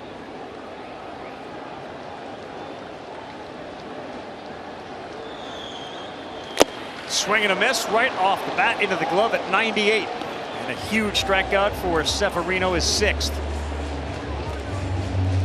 Went backwards on him, right? He did. A couple of changeups set this up. 2 changeups and then 2 heaters. Severino's had a good fastball tonight. He's featured it a lot. All of those strikeouts are on his fastball. See how Rob looks back right after that foul tip. Please drop it. Feel it. And then you get the bad news that he has it. Casas is a very good fastball hitter, but he sends this one into the upper deck here behind home plate. Red Sox are in love with this kid, Eddie, and what they believe is going to become. What about his swing, his approach causes that? What helps him is that he is very patient at the plate, and what he has. Hits this one hard into the corner. It's going to get down and bounce over the wall. That's a ground rule double for Tristan Casas. He turned a changeup around. It brings in Duran and Verdugo, and the Red Sox have a 4-1 lead on a Casas ground rule double. And he's continued to play as an amateur, then professionally, for his country, and it's always under pressure. So we don't doubt that. Right here, the changeup continues that swing, doesn't cut it off, able to keep it fair. He's had to work on pitches up. I'm really surprised right then and there that Severino, who has dominated with that fastball up in the zone, did not challenge Casas up in the zone. Kike Hernandez rips this one to left field. Bowers says, I got it. Now he comes in a few to make the play. The Red Sox here on Father's Day at Fenway try to sweep the Yankees, get a huge hit from Casas, and now lead by 3.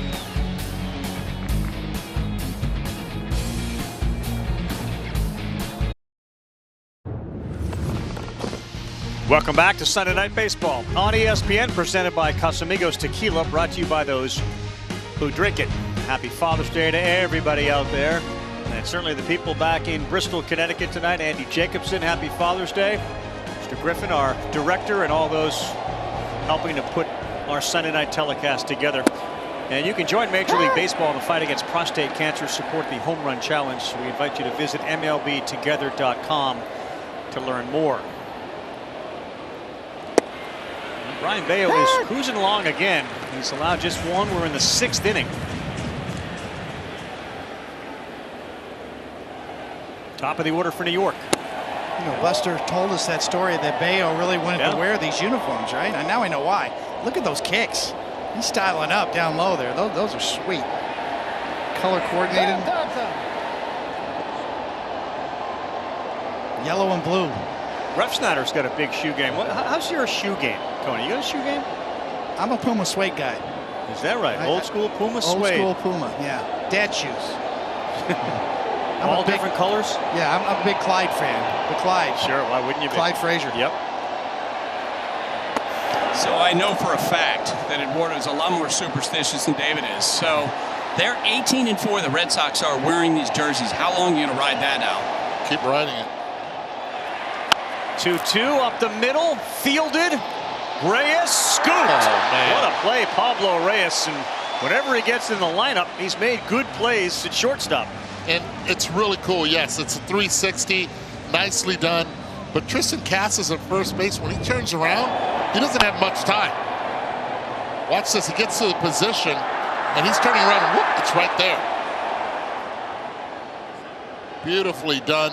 Not panicking whatsoever, and trusting that first baseman. Kind of going against the grain of what they've established this year of really being a lousy defensive team. This one is smoked to the wall, and it will get off the wall. May have a play here at second as a throw comes in, and it's cut off.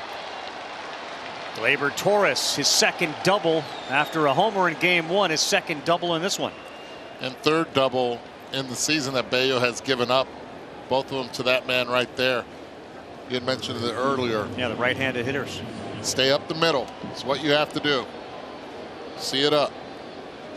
And that was 107.5 off the bat from Gleyber Torres.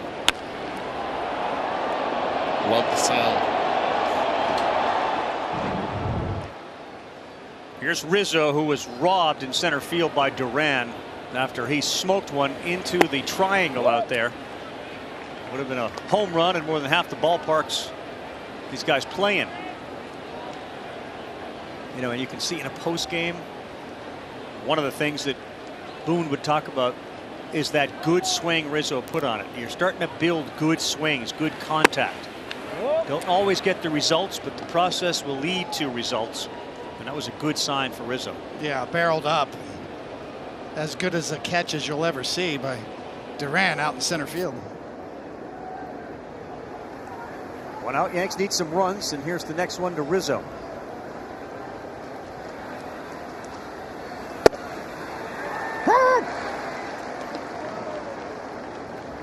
That's a good take by Anthony. Pitches on the outside corner, run. See that sinker? He's looking for something in. You take on that.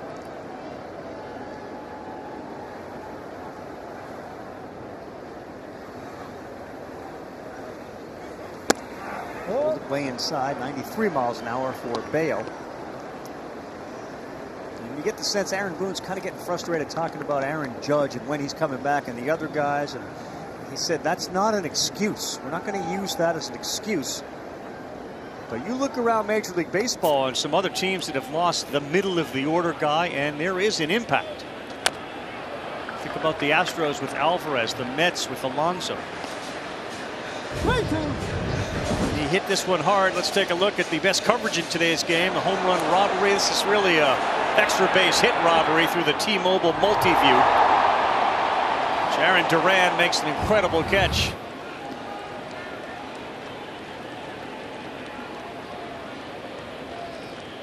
(3-2) Rizzo prone to get hit, leaning out over the plate, and a ground ball. Casas backs up. Bayo's there. They pick up the out. And Carl, I think one of the reasons why Aaron Boone, after game one of the doubleheader, was so passionate about this topic, about the Yankees without Aaron Judge, Might be because they know it's going to be a while before he comes back. And so what Booney did was he pulled out his lineup card, he pointed to each name, he talked about how, hey, I know this guy can do damage, I know this guy can do damage, I know this guy can do damage.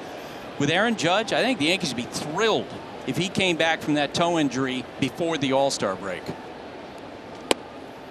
That is a great point, Buster, and that is also another way Aaron Boone sends a message to his team.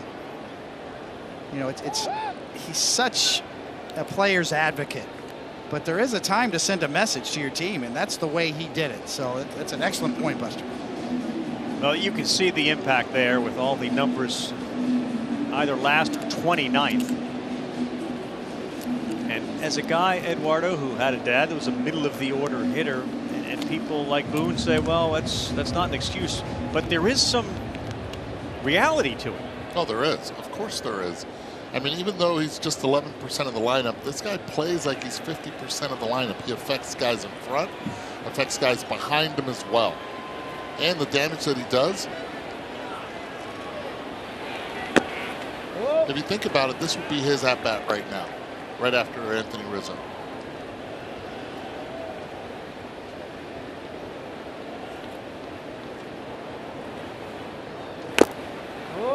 That one misses. So Stanton, who has rarely walked this year, rarely walked. I mean, it's like 5 times. And he hasn't played a whole bunch. Of course, he was hurt with the hamstring injury, but he's sitting there 3-0. And now 3-1. That's ball 4. That's ball 4. McGuire was trying to get that ball 3 to be called a strike. Ball was down. I mean, it wasn't even close. It's the old school automatic 3-0 call. Not there, but Stanton is like, you know what? Just called the last one a strike. I'll wait. Silent protest. Silent protest is right. His 6th walk against 23 strikeouts this season. Just waiting. Look at it. Waiting for the call.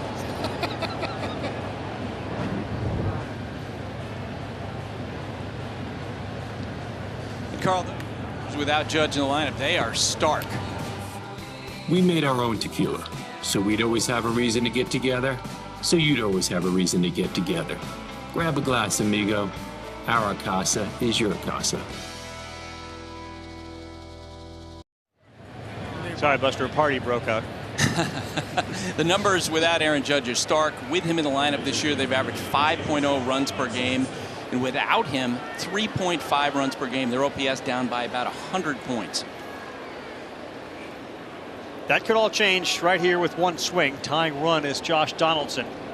And he has been known to run into a ball and hit it out of the ballpark. 1st and 3rd.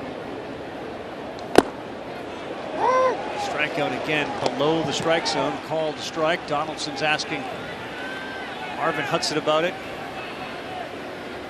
He's been living down there the entire evening. Nice block. He ended up catching it. Moving that body towards that baseball. You know, the other argument, Buster, he can bring you back in here, but for Coney and Eddie too, the makeup of this team, you do wonder, like, is Stanton, you know, and he's got some years left on the other end. Is LeMahieu on the other side? Is Donaldson on the other side?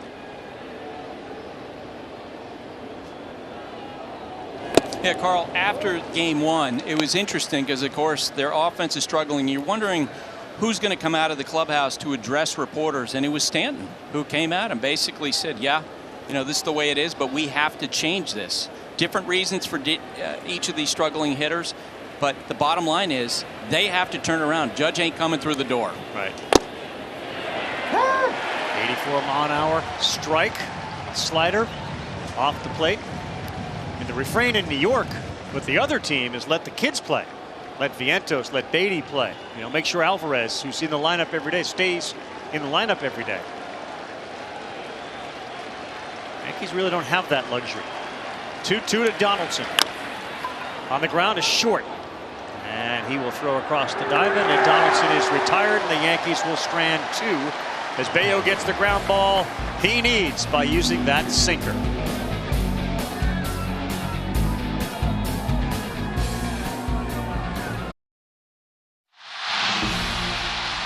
Sunday Night Baseball presented by Casamigos Tequila, brought to you by Realtors. Realtors are members of the National Association of Realtors. There have been a handful of phenomenal father-son combinations and multiple home runs by both father and son. Bobby and Barry Bonds, 1,094 home runs as the new pitcher into the game for the New York Yankees is Ron Marinaccio. This is around the time of the game where you traditionally will get your relievers in. You just made an interesting observation about the way the Red Sox went about dealing with Bayo and the 6th inning. Yeah, it was interesting. You know, generally speaking, this is the time of the game you got to back up your starter. Third time through the order, yep. You got to have, you know, reliever ready. But Alex Cora chose to have nobody warming up last inning, putting confidence, almost sending a message to Bayo and developing him. I got a young starter. I'm trying to develop this kid. Reese McGuire swings at the first one. And you see that when you're on the mound. Don't think you don't. You got an empty bullpen going right here, and really, especially last inning. First and third, get a little trouble going. You can see Bayo throw a pitch and look out to the pen and see nobody warming up. Psychologically, there's a reason for that, and Alex Cora knows what he's doing. So Marinaccio on for McGuire, and he sends that one into the seats, and that one's got a little heat on it. So you see what we came in with? We showed the fathers. Do you know how many homers you and your dad combined for? Well, I have to do the math. 379 plus 79. Mrs. Morales really didn't. 9 and 9's 18, Eddie. Yep. Carry the 1. 7, 7, 14. Yep. That's 5. That's a base hit. Might be. Volpe. Rizzo's off the bag. Good call by you, McGuire. They had a shift on Reese McGuire. Gets you out of the addition game as well, Eddie. Yeah, we're going to work on that one. Oh, my.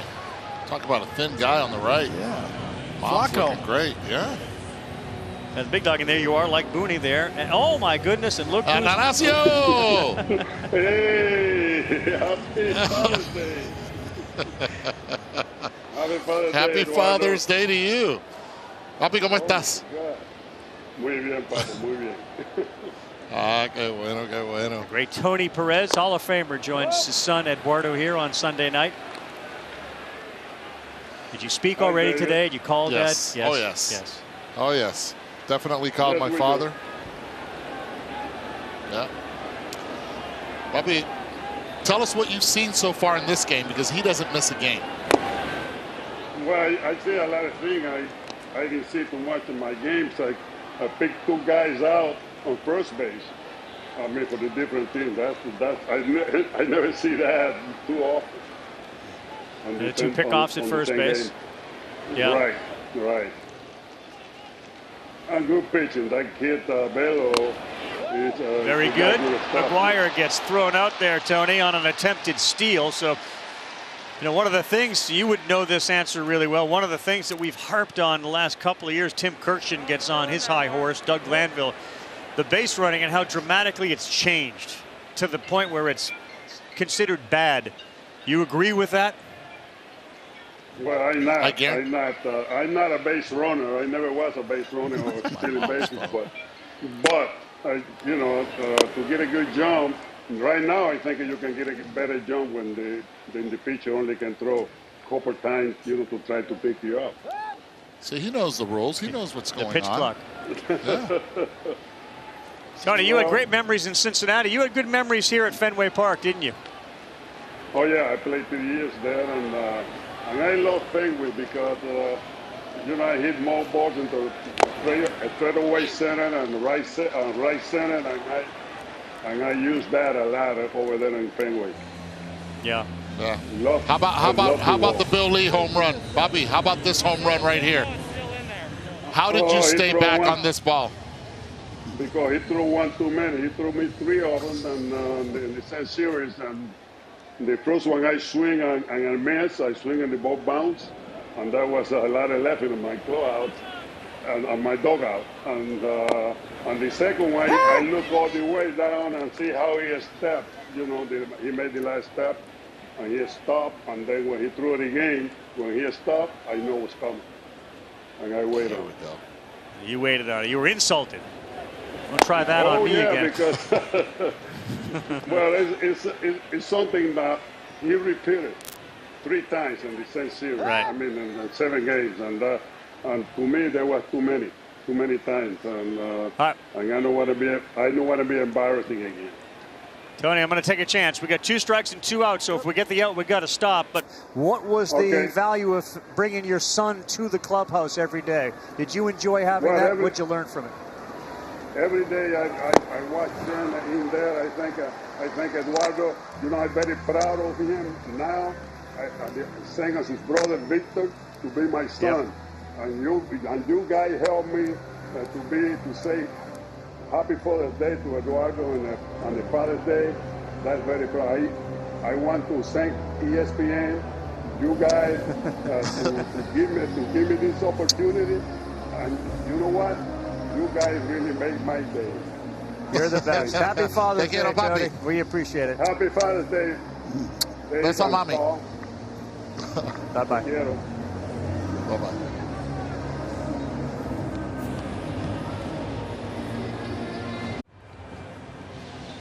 Interesting numbers here. Our game track brought to you by Geico. A week ago, 7 innings. Tonight, 6. 3 hits, same. Earned runs, similar. Strikeouts, more.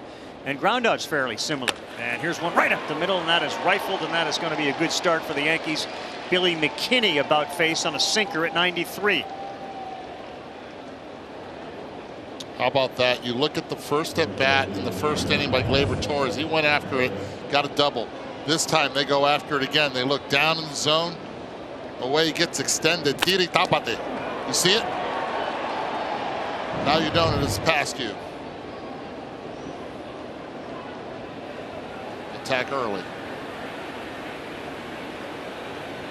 Red Sox do start to activate their bullpen as leadoff man is aboard. Mayo's next one, a slow roll. That's going to be a tough play for Casas. He goes to second, safe off the bag. No need. Play is at first. Yeah, plays at first right there. You have a 4-1 lead. Top of the 7th, go get the out. Don't start a rally right here. I like the intentions, but you have to know who the base runner is. Even if he gets him out or not, and the ball's a little too far for Lopez as for Reyes, as he has that left foot on the bag. Not a lot of extension with that foot. Have to get the shore out. And you can see when Casas charged that was going to be a challenging play. He opted to go to second base. Yeah, Eduardo's all over it, and he's right. Outs are a commodity right now. All right, so with Winkowski warming in the bullpen, Willie Calhoun will step up as a pinch hitter.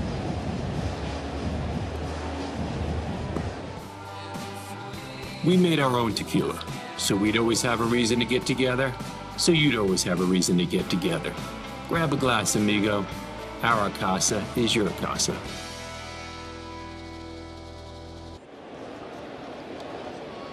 Both managers got their game decisions wheeling and dealing. Willie Calhoun steps up. He has reached in 27 of his last 32, 29 of 35. First pitch he sees as Bayo tries to bear down here. Gets ahead 95. Fielder's choice, no error on the play. First and second with McKinney and Cabrera. The next one to Calhoun from Bayo.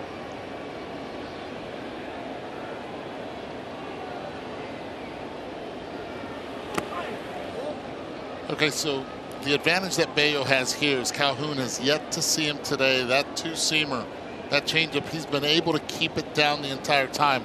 He's one pitch away from getting a double play. Exactly. Stay down, change up the right pitch, get him to roll over it. Try to get 2 outs with 1 pitch. Well, the same way that Devers has really hurt the Yankees. Willie Calhoun in this career against the Red Sox, 8 games, is hitting .367. Watches one sail high and away with a changeup. Anything different that you're seeing in Bayo right now, or no? A little bit under that one. I mean, a little bit of a red flag. He's missed down with that changeup all night. Now he's starting to miss up with it just a bit. Calhoun pinch hits for Higashioka.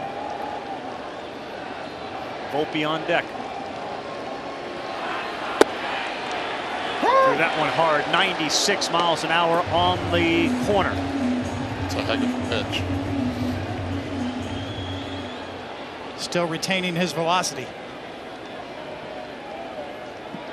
Yankees went 1 for 5. Runners in scoring position game 1. So far in game 2, 0 for 7.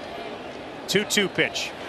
Chased it at 96. And Bayo buckled down with his last 2 fastballs.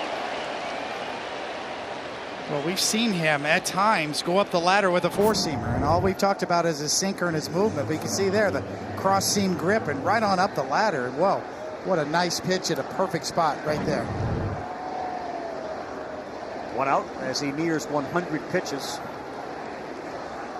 And the 9-hitter is Volpe. Nearly 95 miles an hour on that fastball. Rounded out to third. He struck out. Here is a ball to Devers, who will go to second. Kike to first, not in time. Good hustle by Volpe. 2 down. It'll be first and third. Slow hit ball, 60 miles an hour off the bat. Made it difficult to turn. Jammed him on that one, and I'll tell you this is a heck of a play by Devers. This ball comes up on him last second, and he's able to straddle it close to his body and gain control of it and at least get one. Watch this right here. Hits off the heel. Softens it. Lucky to get one on that one. This feels like a test for Bayo to get through this inning. To your point, great point you made, with nobody warming after the 6th. Can he get through it here? And he throws a good changeup to start to Jake Bauers. He has mixed his pitches exceptionally well tonight, has Bayo. Changeups, nasty sinkers, good sliders, and 4-seamers up the ladder.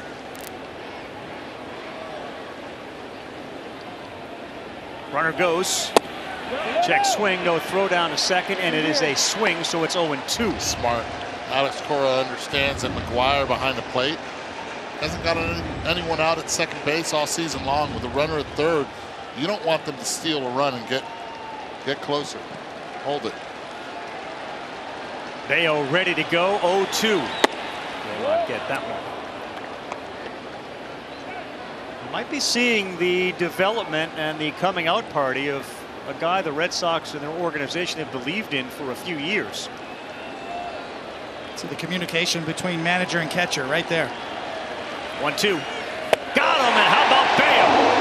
Coming off the mound with 7 innings of work done and just 1 run. Back-to-back starts against the Yankees. 14 innings, 2 earned runs. Good changeup down below the zone all night long for Bayo.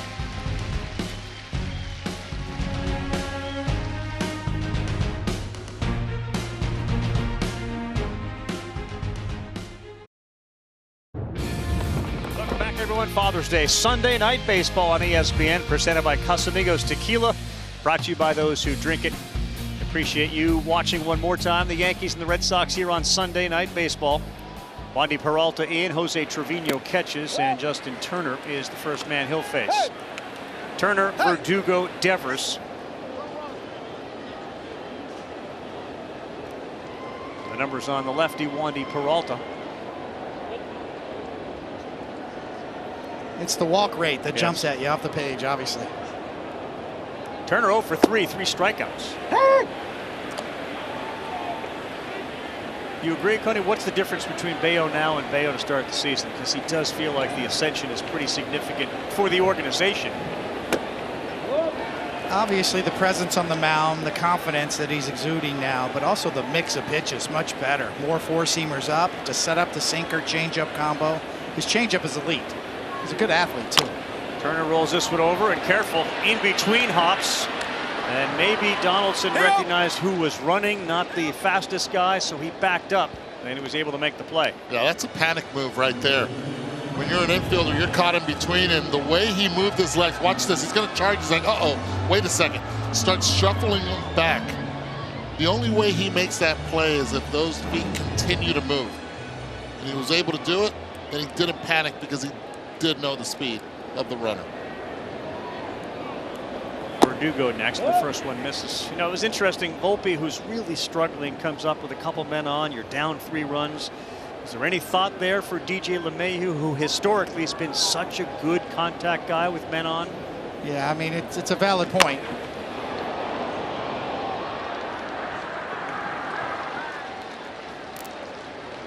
statement being made, you think? I think Aaron Boone feels like, and he said this a lot about Anthony Volpe, that he's come up with big hits late in games for them. He's gotten a lot of big hits for them. So you feel like he wants to stay with Anthony Volpe in that situation. What do you think? Saying more about Volpe or more about LeMahieu and where he's fitting in right now? I think right now the organization's committed to Volpe. Devers, and that'll work out well for Rizzo, and that's a real quick inning for Wandy Peralta. Turner, Verdugo, Devers all ground out. Yanks got the middle of the order coming up when we come back to Fenway Park.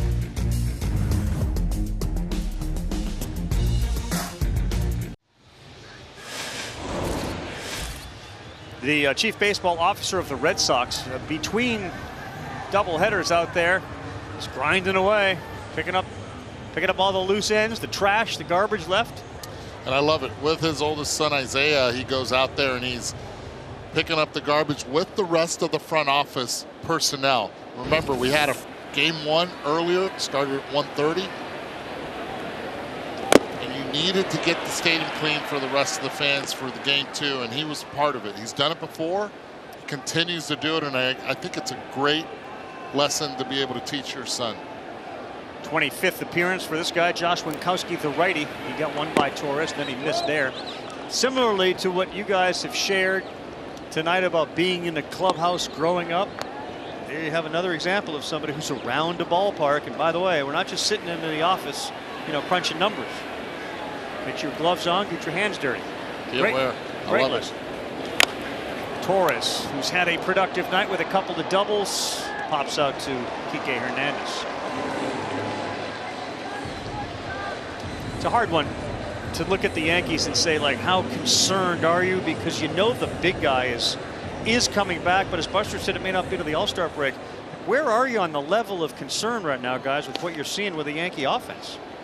Well, the problem is that Aaron Boone's right.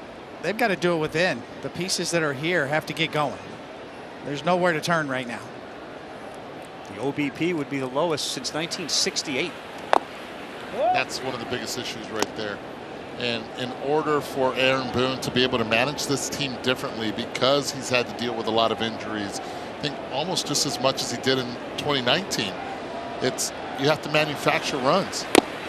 Hard to manufacture when you don't have a lot of base runners to get on, move runners over, start with the hit and run.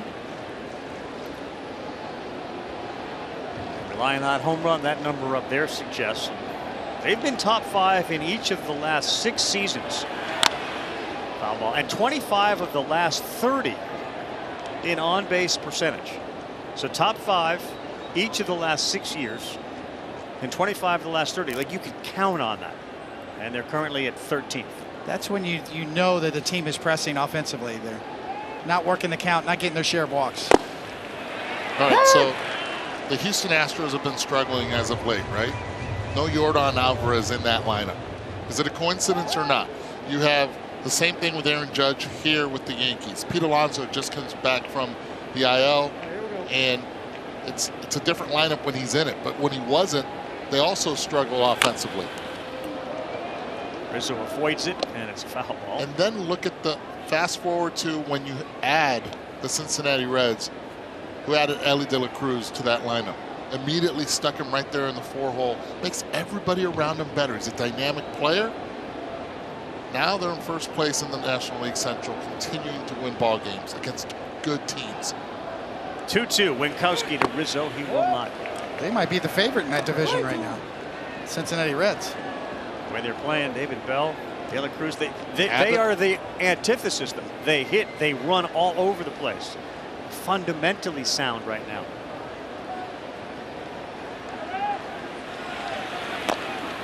Another hit by pitch for Anthony Rizzo, who makes somewhat of a living getting hit. He could not avoid that, and he'll go to first base.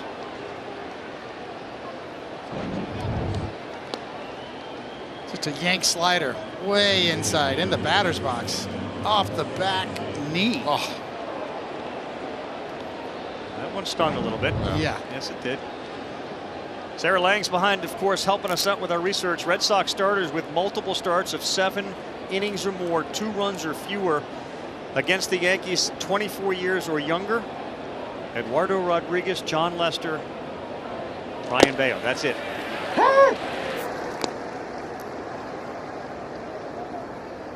It's interesting, too. We're talking so much about the Yankees' inability to hit. A Baio back-to-back start against the Yankees isn't what you would generally consider a great start against a great offense. Not a great offense right now. Sometimes you have to play the teams at the right moment. The Boston Red Sox have done so when you don't have number 99 in that lineup. Well, timing is everything, and certainly when you're struggling collectively offensively, you feel like you're down in the count. Pitchers kind of sense it and get really aggressive with a team that struggles. Can change real quickly, though, as Stanton sends this one to the seats down the right field line with this guy at the plate. And that's what Aaron Boone talked about between games of doubleheader. Look, they've seen Stanton go through some valleys in the past and then just go off and carry the team. But to the point you guys were talking about, I heard a lot in the Yankees from the Yankees today about expanding the zone. That's something that they historically haven't done. Giancarlo Stanton frustrated. Another strikeout, third of the night. And both Giancarlo and Josh came from the IL pretty quickly. They came back in the Dodgers series. Not a lot of rehab assignment, not a lot of at-bats. I think they were just one game in. And I think this is part of the issue as well. Winkowski on in relief of Baio. Donaldson, that's strike one. What promised to be, and this is hardly, given that we have not really played much more than a quarter of the season, a promising season in New York. And it's not working for the Mets, who lost again today, although they're probably doing handstands now that Alonso's back. Yes, he is back, right? We saw that coming. On the ground, charge. Devers will go the short way to second for the out to end the inning. Winkowski gets it done. Very flat Yankee offense. 1 run and 4 hits. Bottom 8 coming up.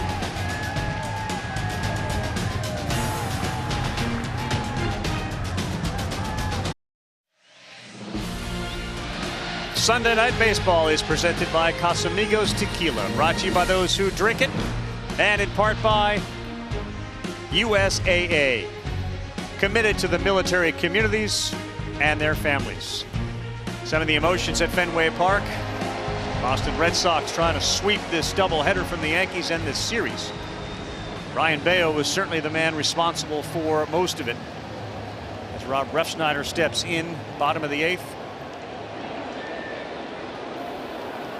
Tommy Kahnle now on to pitch for the New York Yankees. Refsnyder, Casas, Kike Hernandez.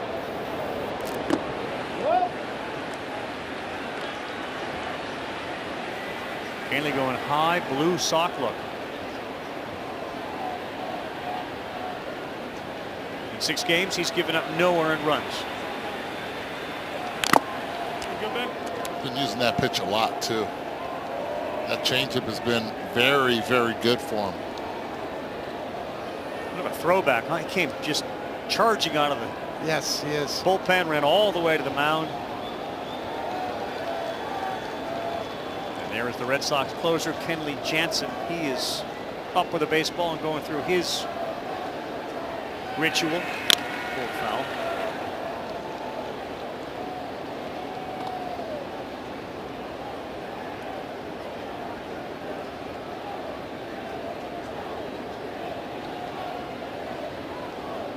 The other huge story in baseball, of course, continues to be the ridiculous production. There's a pitch violation. Call that on Kahnle.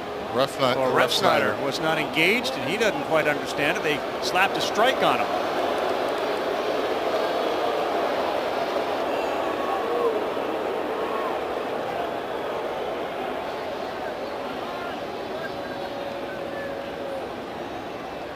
Refsnyder's out of the box. No, he was late. He was late. He tried to jump in there, and he was a little late. You got to be there engaged at 8 seconds. Even if the pitcher's not on the mound or on the rubber, you have to engage. So he's out. It's a rare. You don't see the rare 3rd strike call. Usually the 2 strikes you call timeout. Tell you what, we haven't seen that in quite some time either. It's happened, and this is one of the little I guess bugaboos that need to work out, because if you're going off the pitcher's not ready. Okay, now he's ready, I'm ready. But according to the clock, it's a violation.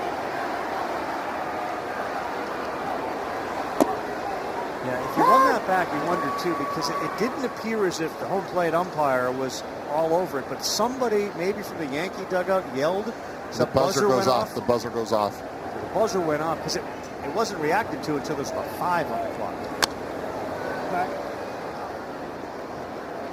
Yeah, and it looked like catcher Jose Trevino also was talking to him when they got past the clock. And look, Ref Snyder clearly knew it because he jumped in there. Yogi Berra used to do that to distract the hitter back in the day. Casas, that's foul. I would have loved to have been distracted by Yogi. Yes, Yogi would talk like crazy to the hitters. Stories of Brooklyn Dodgers telling him to shut up. I want to hit here. I'm trying to hit. I heard stories about your ex-battery mate, Joe Girardi, doing the same thing from other players. Yes, he could do it.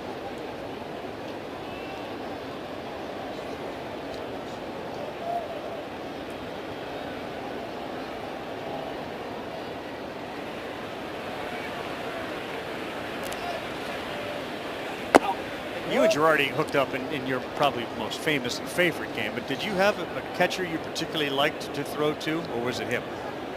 He was great for me. You know, it's always about the right place at the right time. He was perfect as a Yankee. And at that point in my career, I broke in with Gary Carter, who was great to begin with as a rookie. All right, so let's go over your personalities. If Yogi's just the greatest, like who were your personality guys you played with? Who'd you love to just be on the clubhouse with, on the bus with? Funny. So many, God, over the years. You know, actually, Doc and Straw were great. Darryl Strawberry and Dwight Gooden, and in their prime with the Mets, they were hilarious on the buses. Well, I'll say this, as a kid, Dave Parker was one of the best. One of the best. Then as a teammate, it's different. Eric Davis was awesome.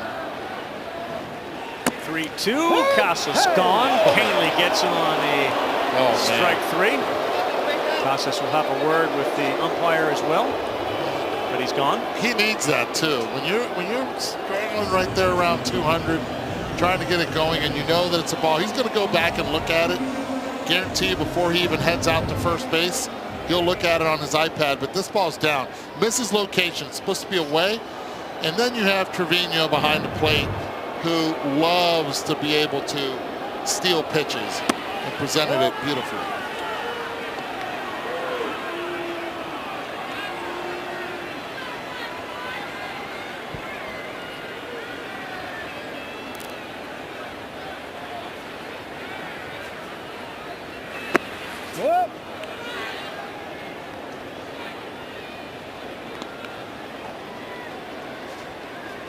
I was saying the other big story in baseball is Shohei Ohtani.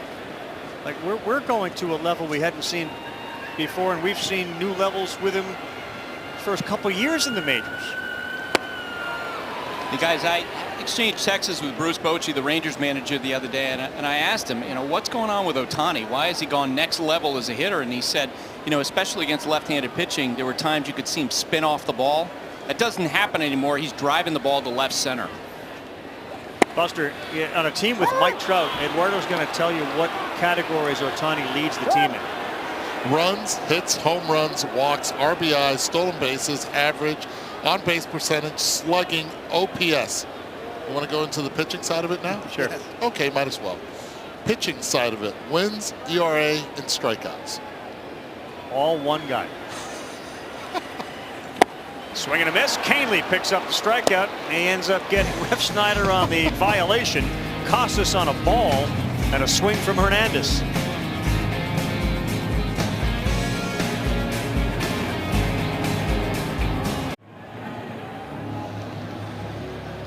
.14 saves for Big 74, Kenley Jansen, 25th game, an ERA of 3.18, a strikeout rate a little bit higher than the Major League average, his walk rate a little bit higher as well. As the Red Sox try to hand Alex Cora his 398th career victory. Darren Duran has moved over to left field. Kike Hernandez has bounced into center. And Christian Arroyo is now at second base. Changes for the Red Sox in the outfield and infield. Jansen gets Billy McKinney to start this 9th inning for the Yanks. McKinney, Cabrera, Higashioka due up.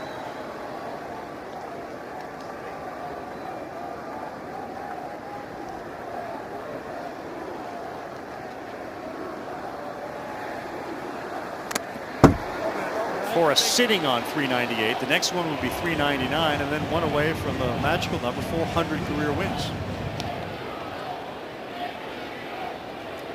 Very interesting, the 3 saves at home with an ERA of 7.20, and then away he's been perfect.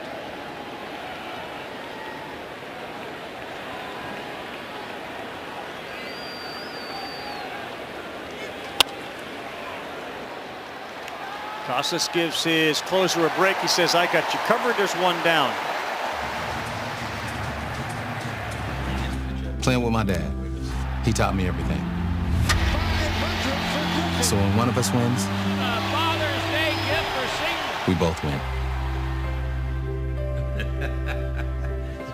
Cheers. Good ad right there. Pretty cool right there. Kenley back on the bump. Alex Cora's father passed away in 1989 of cancer, and Alex was 13. Of course, his brother Joey became his role model and the father figure in his life. Jansen's found some more velocity this year.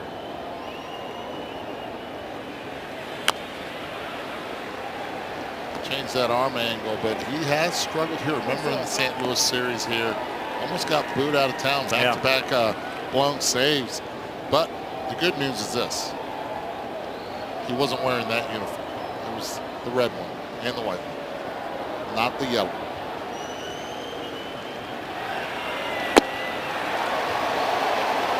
Red Sox enter the night with 22 come from behind wins, 4th most in baseball. And if they are able to finish this one off, a 23rd would tie them with the Cincinnati Reds for 3rd in baseball. 0-2 to Oswaldo Cabrera. That's hit really hard, and watch out. That one just snuck over the protective screen and then got into the stands. Do you think that screen, in hindsight, is a good idea? My goodness. Yeah, no doubt about it.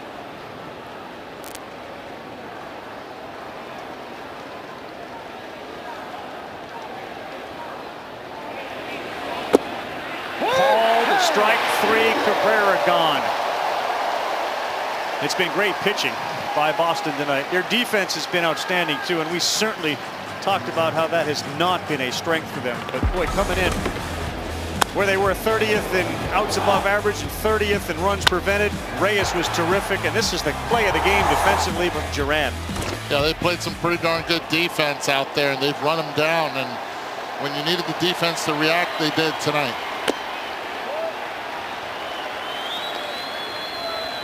Well, pitching really in both ends of this split doubleheader has been good on the Boston side. Nick Pivetta was outstanding, 3 innings in relief today. Didn't give up anything. And it's a little blooper. It's going to be tough for anybody to get, and nobody will get it. It drops in, and Trevino is aboard.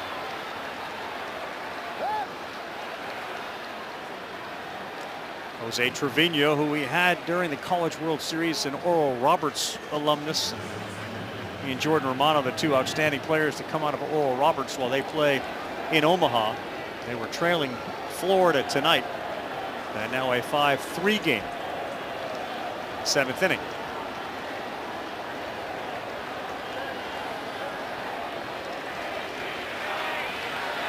Volpe a swing and a miss. Kenley 94 with a cutter.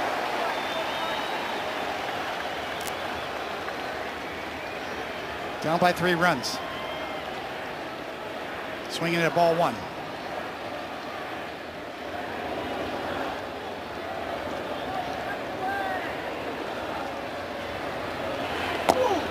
That one gets by the catcher, so the other catcher, Trevino, will head down to second base. To Coney's point, down 3, now you'd be 2-0.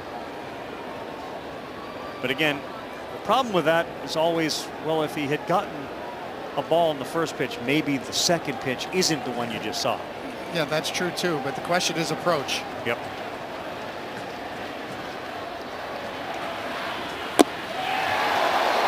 Giddy up right there, and right by him.